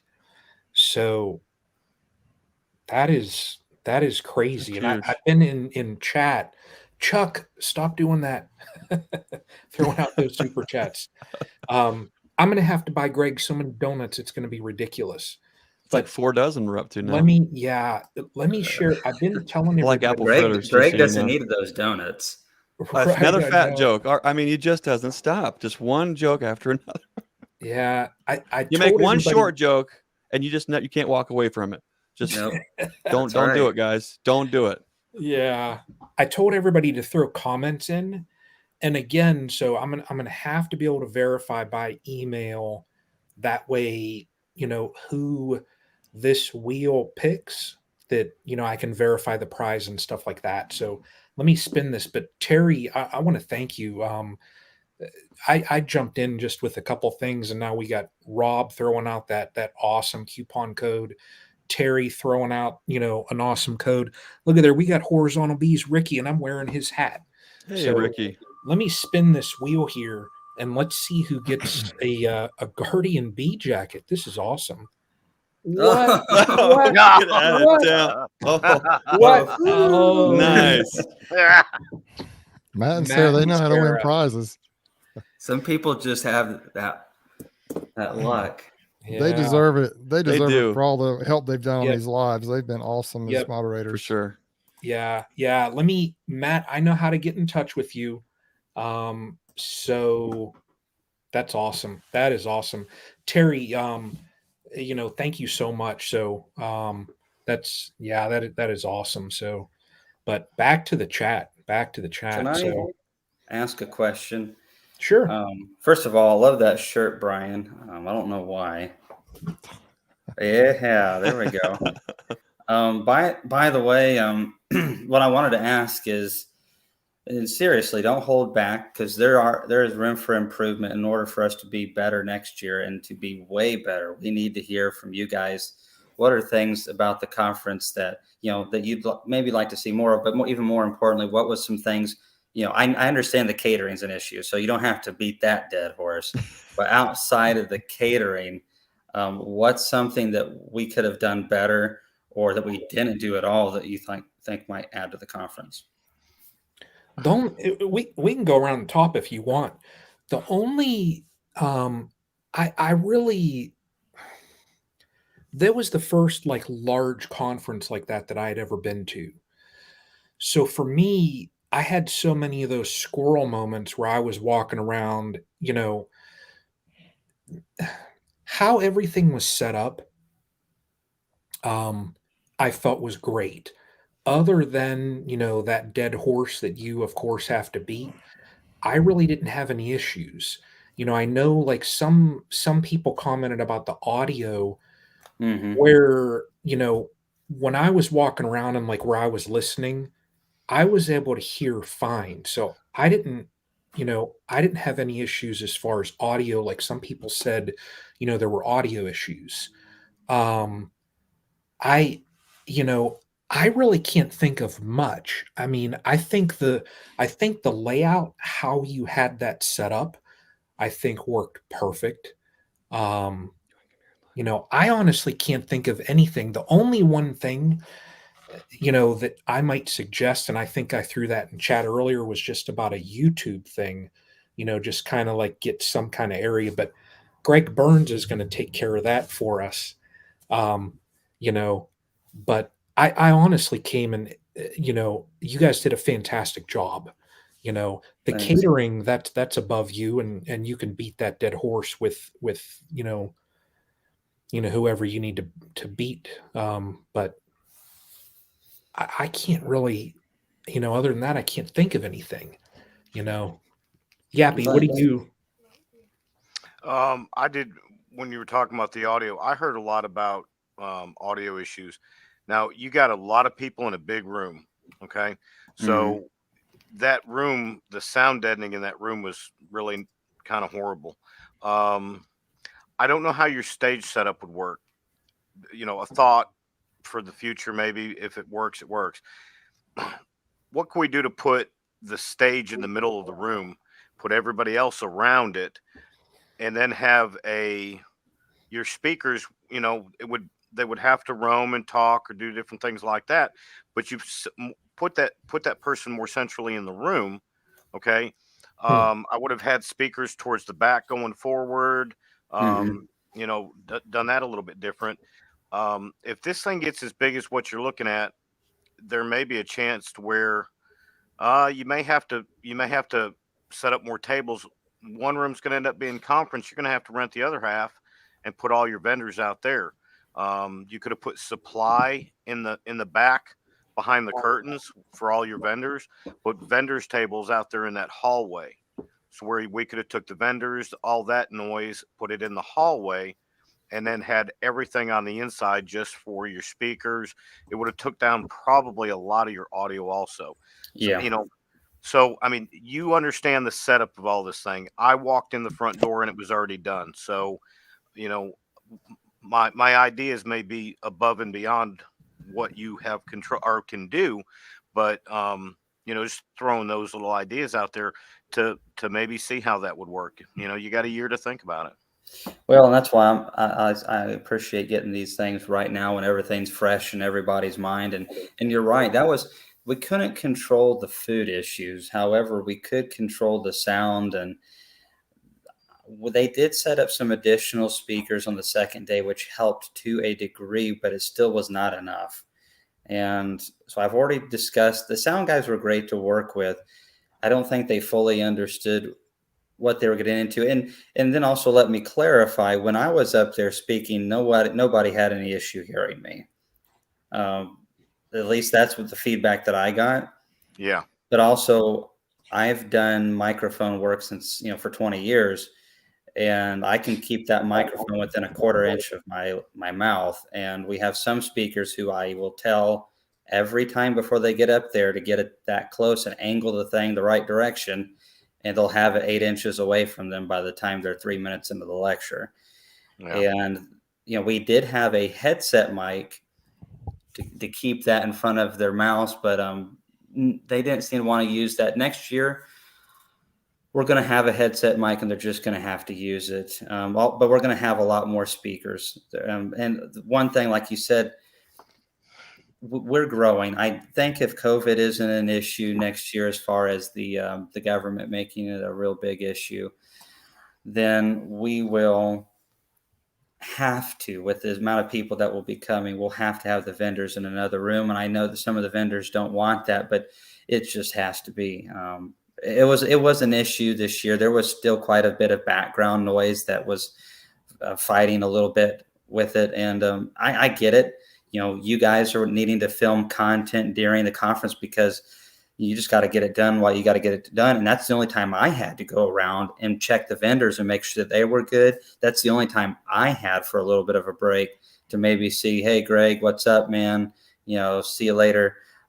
Sign your, Hive box, and then realize that Natalie has cut my legs out from under me, signing her. What did she say? Came in as short. I just seen that. I just unloaded the boxes today, and it said something came in as short, or way short, or wow, she just went right for the knees, didn't she? Way short. That's it.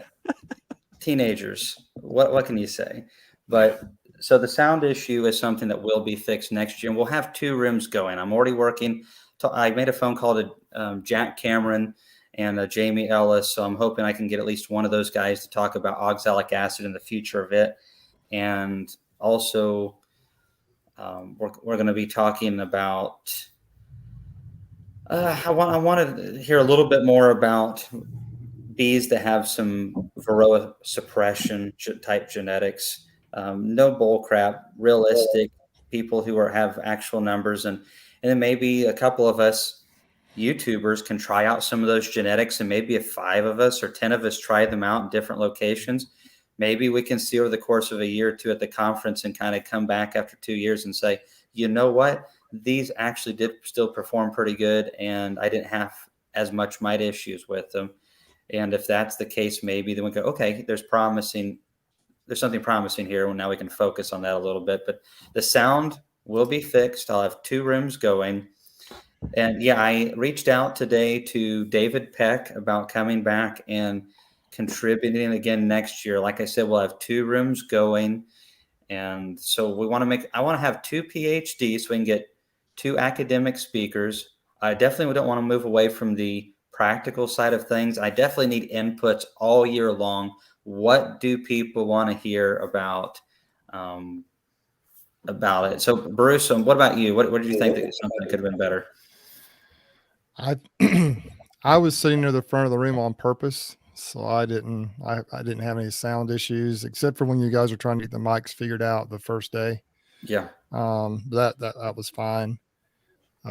Vendors, I thought that was done well. And when I was, I tried to get most of my chatting done between talks, but I did miss some of the talks. But it was, you can hear in my video when I'm talking to people, the background noise, people talking, but it seemed like the curtains kind of helped that a little bit. I didn't hear a lot of that noise when I was out on the floor, but like I said, I was kind of near the front both days.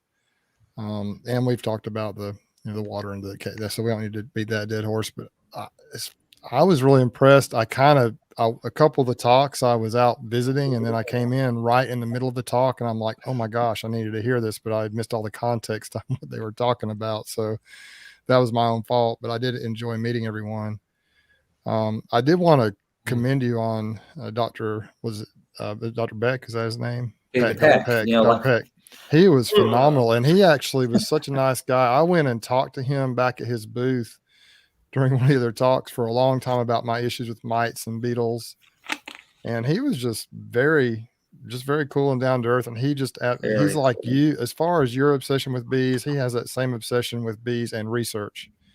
So he is dedicated to he likes to get into nitty gritty, and he just loves that stuff. But you can talk to him. He's the type of guy you can talk to, and he can come down to my level, so to speak. And then what was the guy's name that talked about the treatment-free stuff for the VHS stuff? He was on there with Dr. Peck, that first discussion. It's Corey Stevens.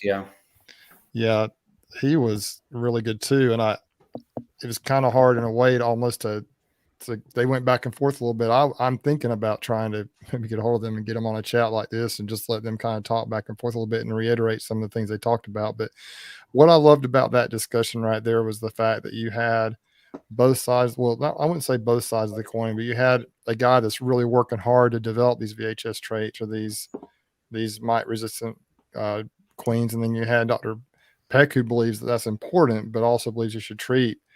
And they just talked about some great things. And I just was so impressed with those guys and just the whole conference. But I really don't have a lot of complaints. I mean, to me, it was just a phenomenal experience. I wish I had more negative things or more things to tell you to work on, but I just loved it. It was great.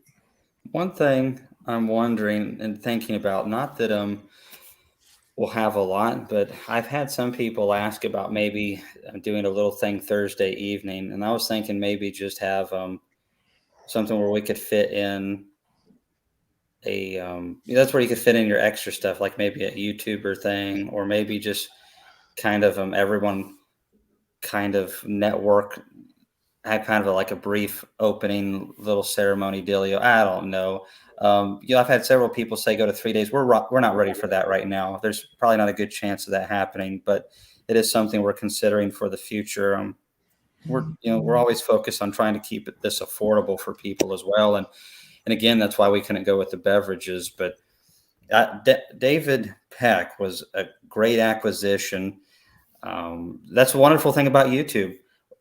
I knew he was coming because he was the representative from Betterby.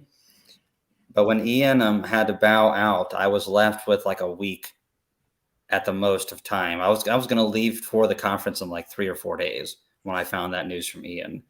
So, but that's the way things happen. You have to make it work.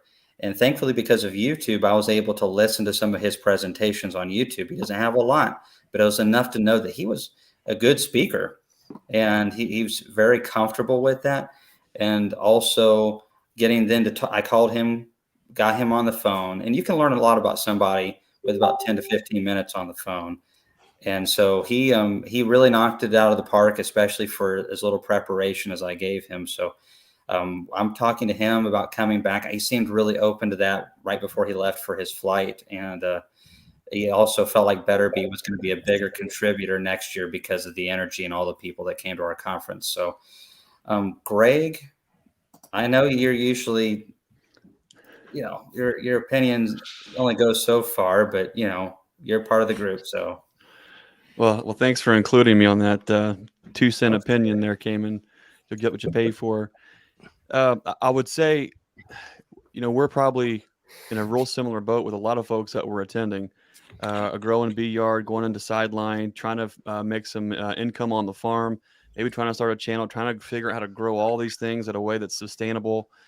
We have our families included. One of the tough things when we tried to go about our plan of attack for the conference was we wanted to be able to create some content and find a place to sit down and talk with folks, but also sell some things.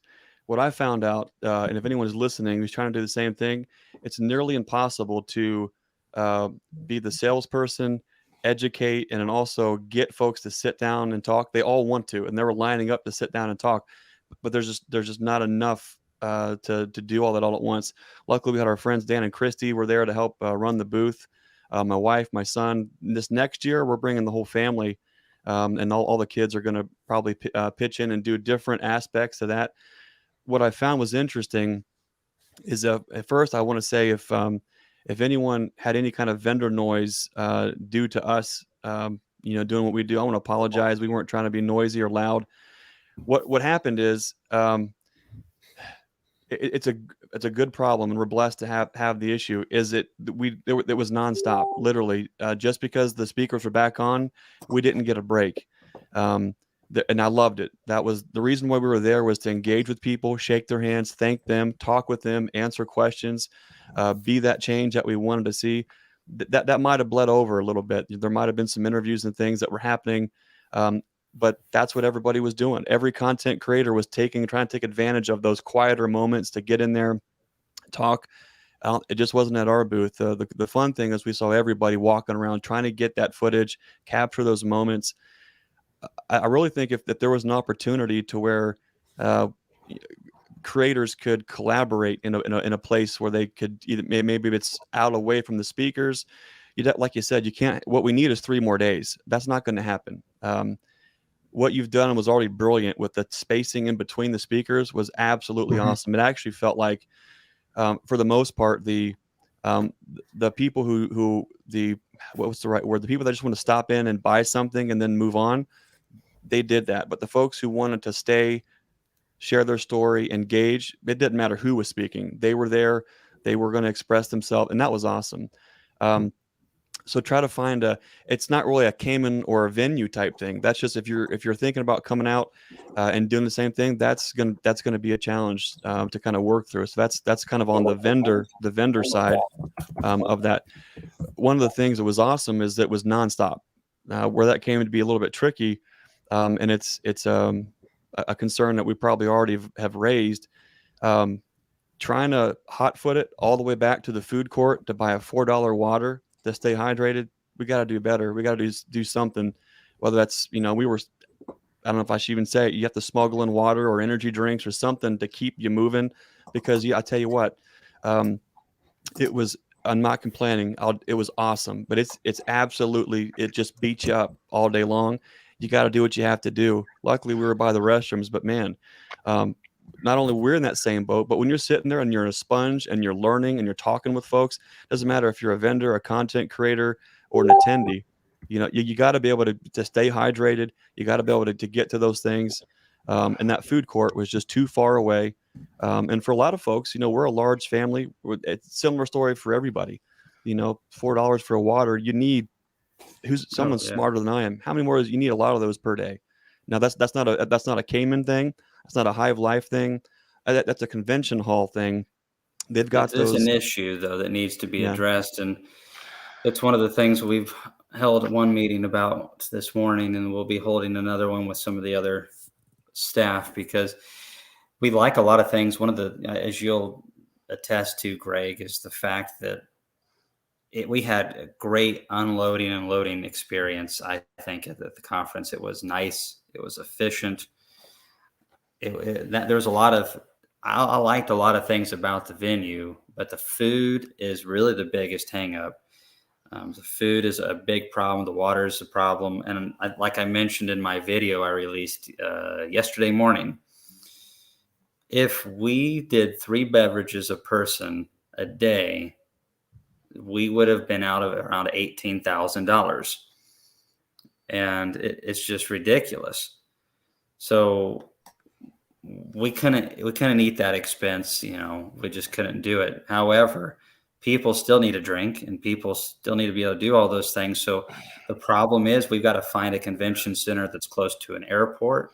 We have to find one that's big enough that we can grow into. We also have to be able to find a date. They're surprisingly busy. They're booked. This conference, the only reason we got the spot that we had is there's a motorhome Winnebago show there every year. It's been there for like 12, 13 years back to back. And because of COVID, they were running short on parts to make them. And so they didn't have enough to fill the venue. There's a shortage of them. And so since they backed out that one year, we were able to grab it. And now we're grandfathered in.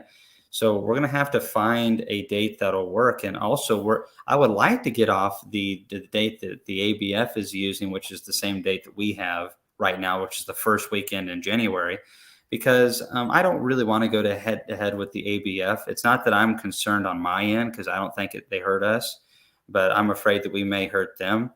And I don't want to see a beekeeping organization hurt if I can avoid that. The ABF does a lot of good things, primarily for commercial beekeeping. And, we're just a different type of show. There are people that have mentioned that they wish that we are on a different day so they could go to both. So there's a lot of issues to address. Primarily, the thing that I can control is sound.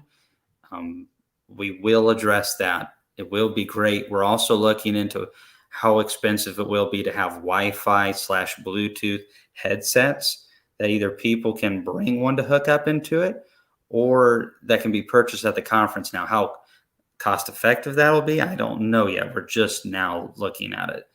So, but we're going to solve the sound issue. We're going to have the middle room. It's 30% smaller than the room we were in. And then we're going to have a nice banquet hall.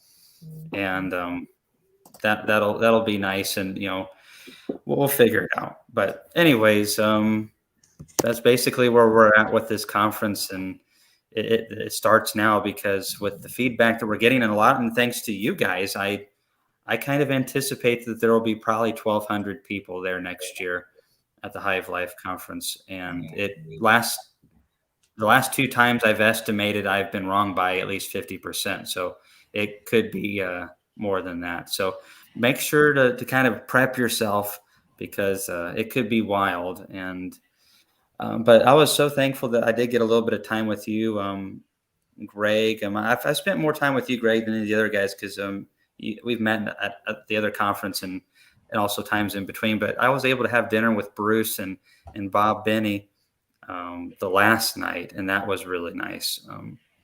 Bruce, I already knew Bruce was a great guy. Being an Alabama fan, you have to have great taste.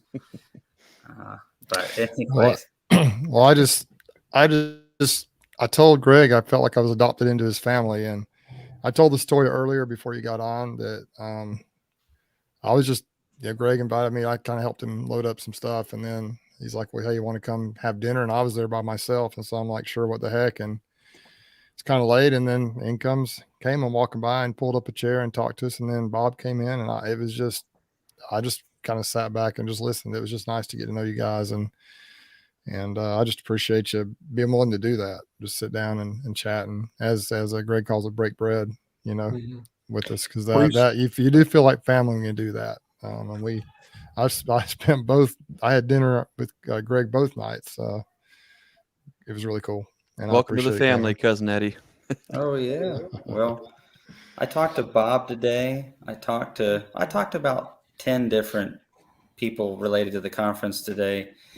And I talked to Bob about it, and he just wants to keep building this momentum. He's really excited. Of course, yeah, Cayman, I can really see there's a lot of things going on right now with YouTube, and he's so nice. I hope that Bob's around for another 30 years, but the realistic thing is, guys like Rick Sutton and Bob that have so much experience, we've got to glean what we can and record what we can while we can, because eventually they will be gone, and it's up to us to learn from them and carry on to the next generation.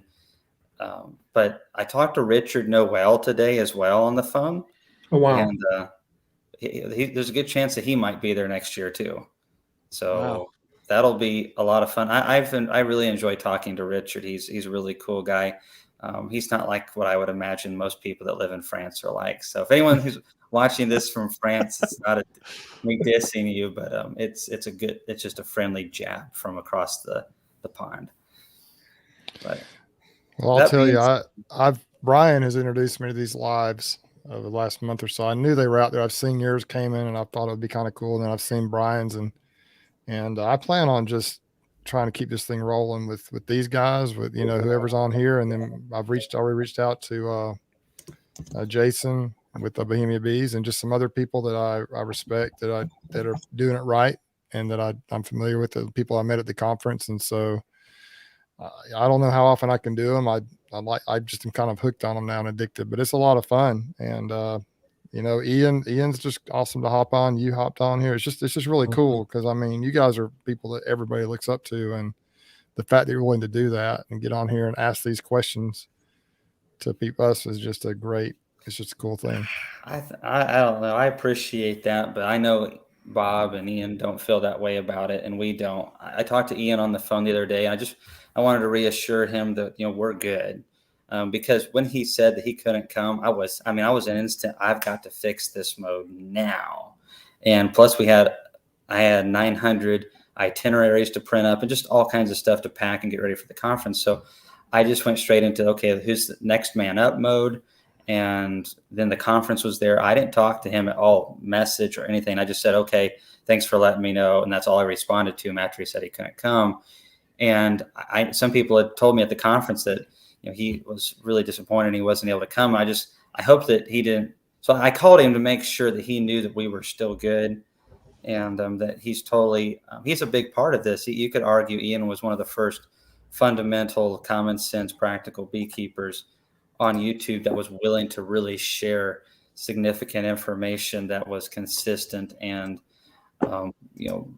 I think high end information. So Ian's was definitely one of the first people to do this, and what I'm doing is just an extension, and what Bob's doing is another extension, and what you guys are doing are part of that extension.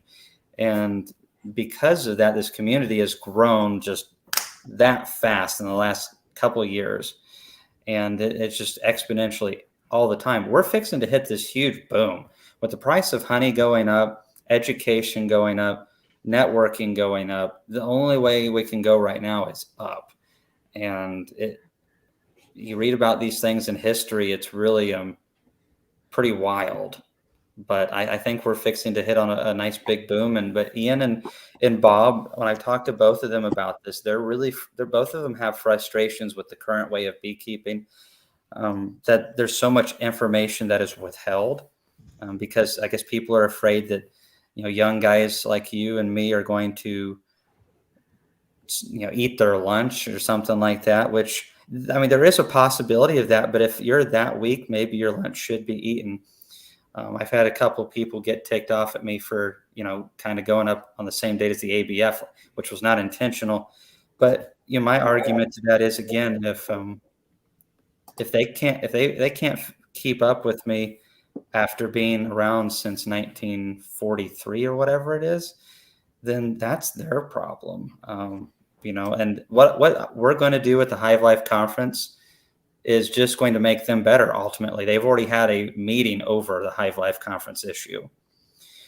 So they're seeing us as not really a threat maybe, but an issue. And, what are they doing that works? What can we glean from that and make our conference better? And the only thing that's going to do is make the whole industry in beekeeping better. That's the way it was with YouTube. Ian got on. Richard Noel was on. A couple of the early guys. Of course, there was the Dirt Rooster and Yappy and Mr. Ed and Frederick Dunn. And then, all the rest, Greg, Bruce, Castle Hives, myself, and several others started YouTube channels a little bit later than they did. But seeing that beginning and then seeing success, it's just like the cattle market. When your neighbor's making bank off cows, all of a sudden, everybody in the neighborhood starts getting into the cattle industry. And while, yes, that does create more competition, that is a good thing for beekeeping as a whole. And that is a really good thing for beekeepers. So I'm sorry that I've taken so much of the time on your channel, Brian. It was not my okay. Hijack this stuff, but I'm really passionate, and I actually do need to go. I told Laurel that I would be 20 minutes max. And Cayman, that's why I appreciate your passion. That's what we appreciate about you is your passion with this. Just to be honest, it's awesome. Yep. Well, thanks I really do appreciate every one of you guys tremendously. You guys are special to me and to Laurel and to the beekeeping community. And I just want to see you guys continue to do what you're doing because I can't do it by myself. Ian can't do it by himself. It's totally we got an army. And, we're going to be able to do great things. I'll say this and then I'll go. If you read documentaries of what Hitler did, he did some insane stuff, literally insane, butchered millions of people, convinced an entire country that they were supreme and awesome. And it was just about 6 guys that did all of that. Hitler at the top, one of the guys running the propaganda machine, a couple of the other guys doing things here and there, and they just totally affected the entire world. We have a lot more than 5 or 6 guys and gals, and several more on the way, like Natalie. She's in denial. She's a superstar in the making. And so that being said, I think if we all could go into the future 100 years from now, this period that we're in, and I'm not just talking about the conference, but mainly the YouTube that has inspired all this, that we are going to see a resurgence in beekeeping during this time. And if we could go in the future and look back in the history books, this will be a special blip in the history of beekeeping. I really do believe that. So, fellas, you guys are great. Sorry to talk so much, but that's really the only thing I'm good at. We appreciate you, Cayman. A rising tide lifts all ships, and you guys are a testament to that. We definitely appreciate what you guys are doing. Cayman, really appreciate you taking the time. I do. Tide, Greg. Thanks. Oh. Everybody needs to seriously bookmark this session. Cayman outspoke Yappy. Who would have thought? I How's that mean, happen? for real. Yappy, I didn't hardly get a chance to meet you at the conference, but I'm threatening to go down your way and see a couple YouTubers down that way and do some bee stuff. So maybe, you never know. Maybe I'll swing by your place and then I'll ask you questions and then you can yap away. Oh, that's okay. I've seen some of your space in the yard and how much you got going on. You know, yeah, I'm definitely not going to have much to impress, but you come down and hang out with us on a bee removal, and we'll tear it up. Hey, that's not my area of expertise right there. So I will totally hold the camera for that one. Well, I promise you, I'll make it fun, buddy. All right. Well, sounds like a good deal.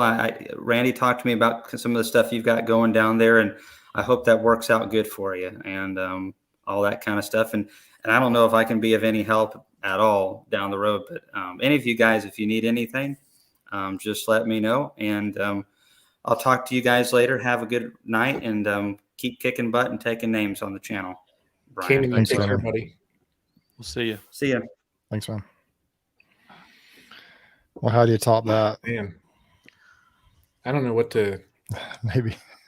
I never expect half of the stuff that takes place now when I do these. No, me either. You know, I got a question. You guys may have been in the circle before I jumped into it on the conference, but you know, he'd mentioned kind of a lot about with us with the YouTubers. I love how he has that open concern for what we do into what he's doing and different things. It was funny because I overheard in some conversation that somebody was actually going, "Oh my God, everybody here's YouTubers." What we do, we all have our different take on it. What we bring, what we offer. It's still sad that in what I see in my world as a remover, that there are still people out there that have no clue about getting bees into their structure, and they think that they could just go out and get an exterminator to come get them. There's still exterminators that will come and do that. We being in the business understand what kind of a mess that is, but there's just not enough promotion. I don't care if we get 10,000 more beekeepers out there that start YouTube channels. Our content will rise us to the top, or we'll just kind of float. But anything that we can offer out that educates people about bees, has got to be out there. But I hate that he felt like he was, really trying to, in some degree, apologize to us for not, having good things for us there. I tell you what, though, I will never forget that conference. I never will. Because for me, like when he asked, for feedback,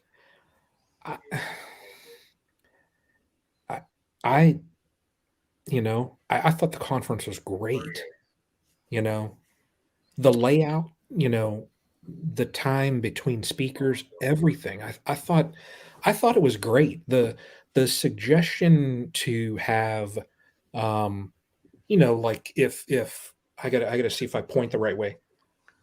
I got it now. If this one over here, if we get an extra booth where kind of the content creators, and if that word gets out so that people know, hey, if you're a content creator, go down by Nature's Image because there's a booth set up right next there, from 1 until whatever it is, 3 o'clock.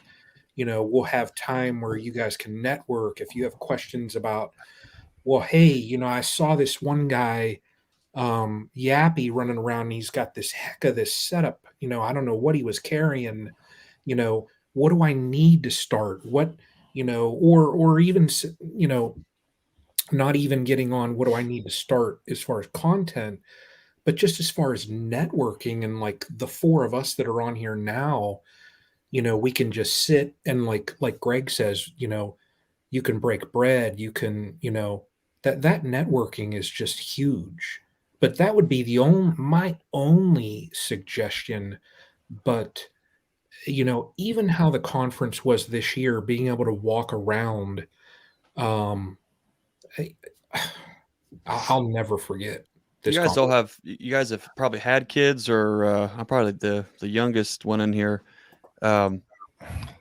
Brian's got that big gray beard. It's like it's hard to tell. Like before the beard, he was probably 46. With the beard, I'm saying 42. With all these kids, we've probably all been to Disney World or Disneyland. And as a parent, we run on different roads, so we don't really quite do that like that anymore. But when the kids were younger and we did that, what was cool was when all the characters were in one spot, because you could take advantage of it. You could boom, boom, boom, boom, boom, boom, boom. You had like a thing. Get their autograph, get their picture, boom, you're good to go. And that's like a huge.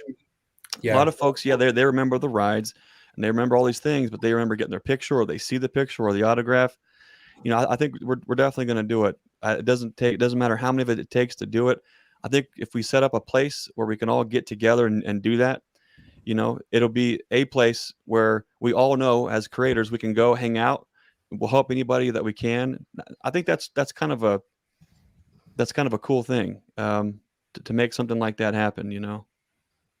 My only issue that I would have if there's like a area like that, there would be people would walk past nature's image and they would just be in like a trance looking at this Greg Burns guy.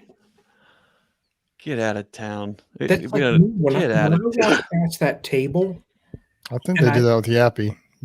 I had to walk up and I was like, are you real? Is it really?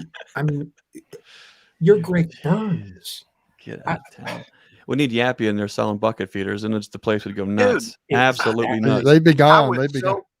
I was so pissed because they spelled my name wrong. Okay, I get my little card and it said TRAVIS on it. I'm like, you don't spell Yappy like that. I had to turn around and write Yappy B-Man on there. Nobody recognized me because I wasn't wearing an orange shirt. Oh, I know. I think plenty of people recognized you. I think a lot of people recognized you. Everyone's got their look. It's Bruce. He's got the Atlanta Braves hat on. Yappy's got the cameras. Bruce is just walking around going, you don't even know. He's just got, everyone's got, the cool thing is everyone's got their own personality. They've got their own thing. That's what I loved about it, man. It's like everybody is so different, but everybody's contributing. Like Yappy said, I mean, that's just what it's all about. We need to encourage people to get involved, whatever the goal is, if it's to try and grow and get big, if it's just to kind of do a vlog and show what you're doing, but everyone that's out there trying to do it, and do it right and willing to learn and be humble, I think can contribute. That's my thing. I do a lot of things wrong, but if I do it, I'll say, hey, this was wrong. Let's don't do this, so I try to, that's kind of what my goal is with the channel, but everybody's got a little different goal, and trying to do different things. Yappy's the exciting hot removal guy, and I think people he's got it. I think one reason that Yappy had the large number of views on that one video is because it's just cool and it's exciting the way he does things, and each of us has our own way of doing it, and that's what's awesome about it. Brian, you hit a huge mark at 2,000. What, probably as we close it out, what in the world is new or up and coming for Castle Hives for the next 2,000? I tell you what, the one thing that I'm going to get into this year now, and everybody knows I'm not, and I still don't know how to point right. These guys on here, on the panel. Well, Yappy, you're really not a commercial kind of guy. I know you do your removals and you have your set number of hives and that, but I know like Bruce gets into the pollination. Greg, I know everything that you have at your property. You're getting into that commercial, and I'm just I plan on staying just kind of right where I'm at. Smart. That backyard beekeeper. I'm going to try and stay right there. But this year, I think the big hurdle as far as what I want to try is with the grafting. So that'll be that next step as far as content that I want to share with everybody. my journey down that road. And I mean, folks know I share everything. I mean, I don't, if I graft and I pull it out and there's not a single cell on the bar, well, you all are going to see it, but this year too, I know, I just want to keep that content coming out for everybody, just because, I mean, I am overwhelmed with the support that people have for my small little channel. I just, yeah, I'm blown away with that. But this year will just be, I think I have a little bit of a different plan, as far as I never really supplemented, my bees. I would feed in the spring, feed in the fall. But this year now, set aside from, the sugar that I got on them, I got the winter patties on them just to kind of get that supplement in. I'm going to hit them quick. And I've been telling people I'm going to follow the Stepler plan, and I'm just going to hit them, when I'm going to try and look at timing and get it about 4 weeks before we're going to get into some pollen that in Ohio, and try and hit them with some pollen patties, get those first patties on them so that they can brood up fast. So I'm going to try and get into, split them out, get to my 10 or 12 hives that I want, and just get into some fun things with the grafting and all of that. But it's going to be, it'll be a fun year, but, like everybody knows, I'll show everything. I will. I don't That's why everyone care. loves you, because you show it like it is. You could go in there and make a bunch of cuts and make yourself look like you know what you're doing. The fact is, none of us really know what we're doing, but some of us are honest about it. And I think that's what folks really appreciate about your channels. You do a great job. The quality, you have differences, and some folks are good with an iPhone and sharing their thing, and it looks awesome. You do a good job with how you take and present your information. But most importantly, it's the content itself, what you're actually capturing. You can't fake that. There is no amount of high-end cameras or editing software to change that. And I think folks pick up on how genuine you and your channel really are. I appreciate that. And that's all I want to show. I mean, I've said from the get-go that I really just want to show everybody my journey, and someone else that's in the chat here, I don't want to jump on here and say that this is a how-to video.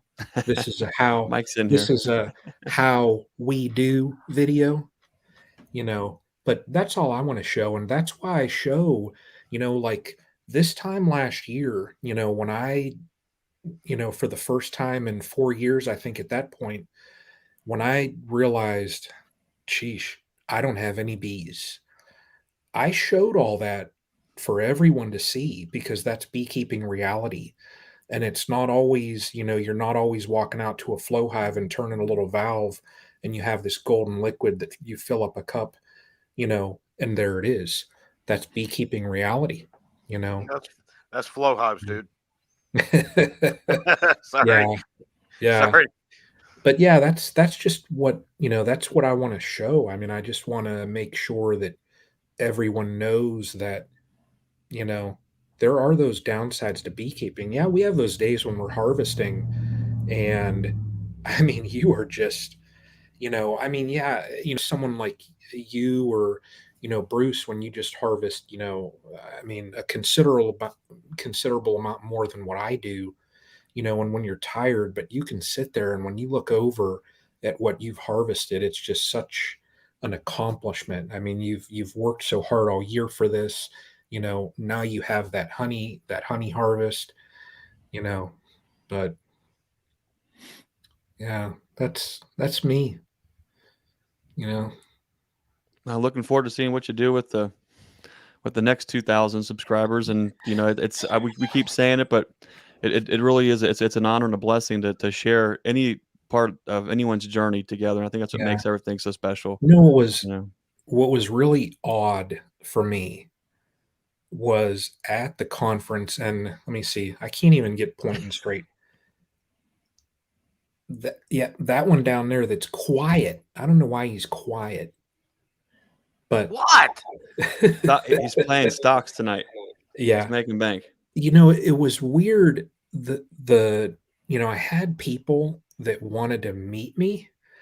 And I mean, it's kind of cool on one hand, but then you walk away and you're like, I mean, What'd your wife think? she was just like, oh, Lord. People like you more than me. What's going on here?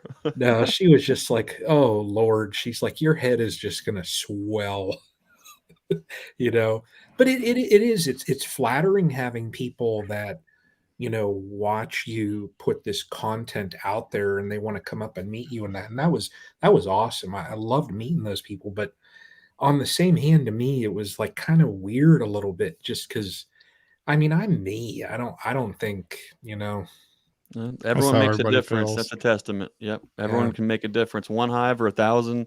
That's not what it's about. It's about being that lighthouse to other folks, helping them when you can. That's the big deal. And that's what you're doing, Brian. And that's why you're at 2,000 subscribers. And you'll be at 10,000 before you know it. I appreciate that. I do. One of the things that has come out multiple times in this, in various ways, is the sharing of content, the open information, just the overall attitude of the way things were at the conference, the way that people see us, and how we were approachable, and we interacted with people that see us, air quotes, on TV. And I remember the day when I was that new guy and I made contact with JP the Bee Man, and we started talking on the phone. Next thing you know, I got invited to go to a little deal they had in Mississippi. I remember the day I drove up and I seen him and Shawi and these people that I'd seen, through Facebook and everything else. But I remember what it was like when I shook hands with them for the first time. All right. Now it's 10 years later, and I've got these guys on speed dial. They're family. But we do that, Greg. I seen you sitting there at the table. I saw you set up. I didn't know what all you had going on. Thought it was pretty cool. Here we are after the conference when we're both on our way home and we're talking to each other now. Brian, a week beforehand, I happened to jump in here, say hello. Next thing you know, we're shaking hands. Bruce, I finally got to shake hands with. But how many people have you guys talked to in your short time in beekeeping? Or, I've been in it for 10 years. I wished I had never heard it, but I've had so many people say, Yappy, I got a question on a removal, or I got a question about my bees. But my local people, we have these classes. They tell us how to do splits. But if you ever ask them a question that you really need something on, they're really not very forthcoming on information. Yeah. And I've heard a lot of the lady beekeepers who have turned around and had bumps in their road from their local associations. And, I can't tell you why they do it. We can all kind of have our thought process, but that's the one thing that I want to see, things like the Hive Life convention, these chats that we have on here. I want to see this put, better attitudes out there, because we can find information that'll do anything. Yeah. But I want to be that example of a guy that when you see me at a conference, you ask me anything. If I don't know it, I'm going to tell you. But I try to be as much or available as much as I can, because I don't ever want somebody to say, I asked Yappy a question, he wouldn't tell me. So I don't know. That's one thing I would hope to see through this, that we can possibly change. A Dominican beekeeper, I see it, and I understand, buddy. Yeah, I just love sharing. I like all the fact that everybody at that conference, people they just were sharing, and I think everybody grows when we all share what we know, and and it's so different. Every one of our styles on here is so different. I mean, we all have something to contribute, I think. At least I hope I do. But that's just, Yappy's the removal guy. We got Brian on here with the backyard bees. We got Greg growing his thing and doing the podcast, and I'm still trying to figure it all out. But between all of us, maybe we can have, I hope we're having an impact. And I think there are so many people who are, and I would just tell those out there who may want to start something up, just to start, just just there's a place called Think Media. So it's a YouTube channel. They say you just got to push record. You just got to do it. Just get started. Yep. Yappy, you shot that video that's got millions of views on your cell phone, didn't you? You didn't have any fancy equipment for that job, did you? No. When you look at that video, I had to break that down in my brain 1,000 different times. Now I'm going to tell you, there's going to be, and if there's anybody in the comments that don't like this, well, all I can tell you is you get the next 2 minutes to walk away, because I'm going to talk a little God right now. Okay. So this is a testimony, more so than it's anything. And I hope you all accept this and you don't hate me for it. There's a deeper part of the testimony, but I'm just going to tell you that I was trying to kick my channel back up. I hadn't put a video up in a couple of months. YouTube, we'll hear this 1,000 times over. They want you to put out a video a week. Keep your stuff going. That's how you get promoted. And I've seen people do it. It's been successful for one, not for another. But I hadn't put out some content, and I'm on my way home. My wife calls me. She says, "Hey, you got a swarm in a bush across the street." So, I go over there and I take a little video of it. I walk up to this little shrub, and, I set my box down, and right there on the outer edge of that little ball swarm, there's a queen walking around. I mean, I reach down there, grab her up real quick, and I've got nothing to put her in. Hadn't even shaken the swarm yet. And this is like on a Tuesday. I walk back across the street. I get the cage, put the thing in there, and I start the recording. And I'm like, "Hey, guys, got a little swarm out here. Probably came from my hive. Here's the hive. But you ain't going to believe this. Here's the queen." I mean, it just happened that way. But there's a setup to this. So I took the video, straight uploaded it to YouTube, put a little comment stuff in there to put a title on it, and went on about my business. 5 days later, I get the phone call. There's a big, huge swarm in a tree. Back my truck up underneath it, get everything set up, and I got my cell phone out again. Don't even have the first bit of equipment with me to record. And now I'm sitting here with the camera, and I'm doing this, okay? I got no stabilization in this $500 phone, but I'm just like, man, this is great. And I mean, it's hard enough to do this stuff with two hands, much less holding a camera. And I shake the thing off, and I'm doing just what I would normally have done. And it was my worst video that I think I probably ever put out. I mean, it's crazy. Now, the testimony side is that my worst video was, God took that worst video and made it my best. That was my kick. That was where I went from 7,500 subscribers. 8 months later, I'm sitting here at 94,700. Okay. And my everything about my channel, my content, my creative abilities, everything bumped up. I mean, for those of you that weren't at the conference, if you could have seen my setup, it's crazy. A battery stick with a GoPro and an M50 and microphones. These guys are walking around with their little, GoPros. And Mike Berry, I'm still going to rub it in the fact that you're using a GoPro 3. Okay. A GoPro 3. He's the man. 3+. But he's running this thing, GoPro thing, and I'm looking and I'm laughing. But it didn't matter what great equipment that I had in a bag sitting at home. I used a phone. It was my attitude. It was what I talked about. It was the excitement in my voice. You couldn't fake it. Okay. I truly believe that YouTube, if I was recording us right now and there was a song playing in the background and it would copyright, if there was a copyright on it, their computers can pick that up. But if they can pick that up, what else do they pick up? Make sense? Excitement in your voice. Was this edited? Was it straight from a cell phone? I don't know. But I broke it down 1,000 different ways. And this is the thoughts that I came up with. So straight uploaded it, titled it whatever. What's the difference between that and somebody driving down the side of the road, filming some big event, putting it on God forbid, a bridge collapse. And that seems to be something that's going on. I don't know what happened, but it kicked. Now, as YouTubers, we all wish that we could recreate that. Afterwards, I titled it. I didn't even think about my title. The point that I'd come up with my title was, if I hadn't caught it on video, you wouldn't have believed it. we're all beekeepers. How many of us has walked up and took a little bit of pile of bees out? There's a queen and caught her before you ever shook a swarm. Very, very, very rare. 10 years. It happened to me twice in 1 week in 10 years. So that was the setup for the first. It happened again. That just boosted my excitement level up. But, you know, I got it on there. I uploaded it. What am I going to title it? If I had to caught it on video, you wouldn't have believed me. Send. I didn't look back at my phone for the rest of the day, but it was doing good. It took over a month before it started kicking. But once it started doing it, whatever the algorithms of the computer took off, it just kept going. Now, on the back channel note, as far as the testimony, my wife had prayed, Lord, let this do something for him.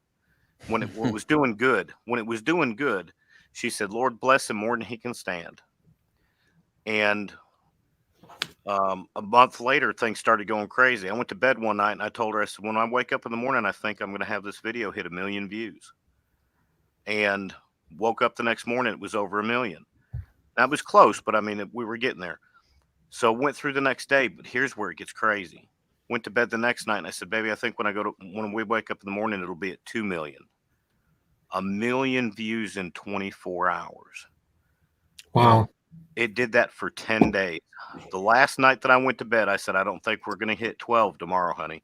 I was sitting at 11 million views.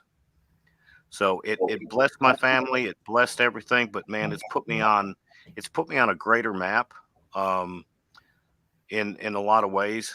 And I'm thankful for it. And it's opened doors that I never knew to walk through. So I honestly, I believe that this is a responsibility that's put on me, and I hope to do the best that I can with it. So anyway, that's what I believe, and kind of go from there. I wish I could give you some great phenom of what happened for me, why it did it, other than, you know, it wasn't me. I didn't do anything. I just put up a video. And I believe a greater power that's in control that had fun with it. I'm telling you, God's got a sense of humor, and he just happens to like me right now. All right, guys. That's probably a great way to close it, Brian, because everyone who's listening, who's content creators, if you don't acknowledge that tug in your heart that God's putting in your path to do that, if you don't just whip out that iPhone and take that video, if you get hung up on needing the M50 or the XA this to get the shot, you're never going to get the shot. But if you just do it, boom. Those things happen. Yep. Thanks for sharing that, Yappy. Thank you. Yappy, appreciate that. Yeah. Thank you. I tell y'all, on that note, too, I think it's getting late for some people. I know it's getting late here in Ohio. I want to say thank you, you three that are on here. I appreciate you. You know, but Greg, you know, I work for donuts, so. We'll see you. We'll see you real soon then. Yeah. Appreciate you guys. Wish you all the best with your channels and the rest of the year. As you as well. This whole night's been great. So those that are in the chat, I appreciate every one of you watching. It just, you know, blows me away with the support that everybody shows the channel. Those that popped in and, you know, won some stuff tonight, congrats. Rob, that was awesome throwing that code out there. Terry, awesome throwing that out there as well. So congrats to those winners. But, you know, till the next chat, you know, I'm going to have to talk to these two. I still don't know how to point right. I'm going to have to talk to these two and, you know, figure out when the next chat's going to be. But we'll keep it going. So definitely going to. Hey, real quick, Greg, I appreciate that term you use, tug of your heart. That's how it is. I mean, you got to follow that tug. I mean, I think that's, you know, that's God talking to us. And Yappy, I appreciate you sharing that with us. Yep, for sure. So everybody, you all take care and have a good night. We'll see you. Thank you. Yep. Right, peace.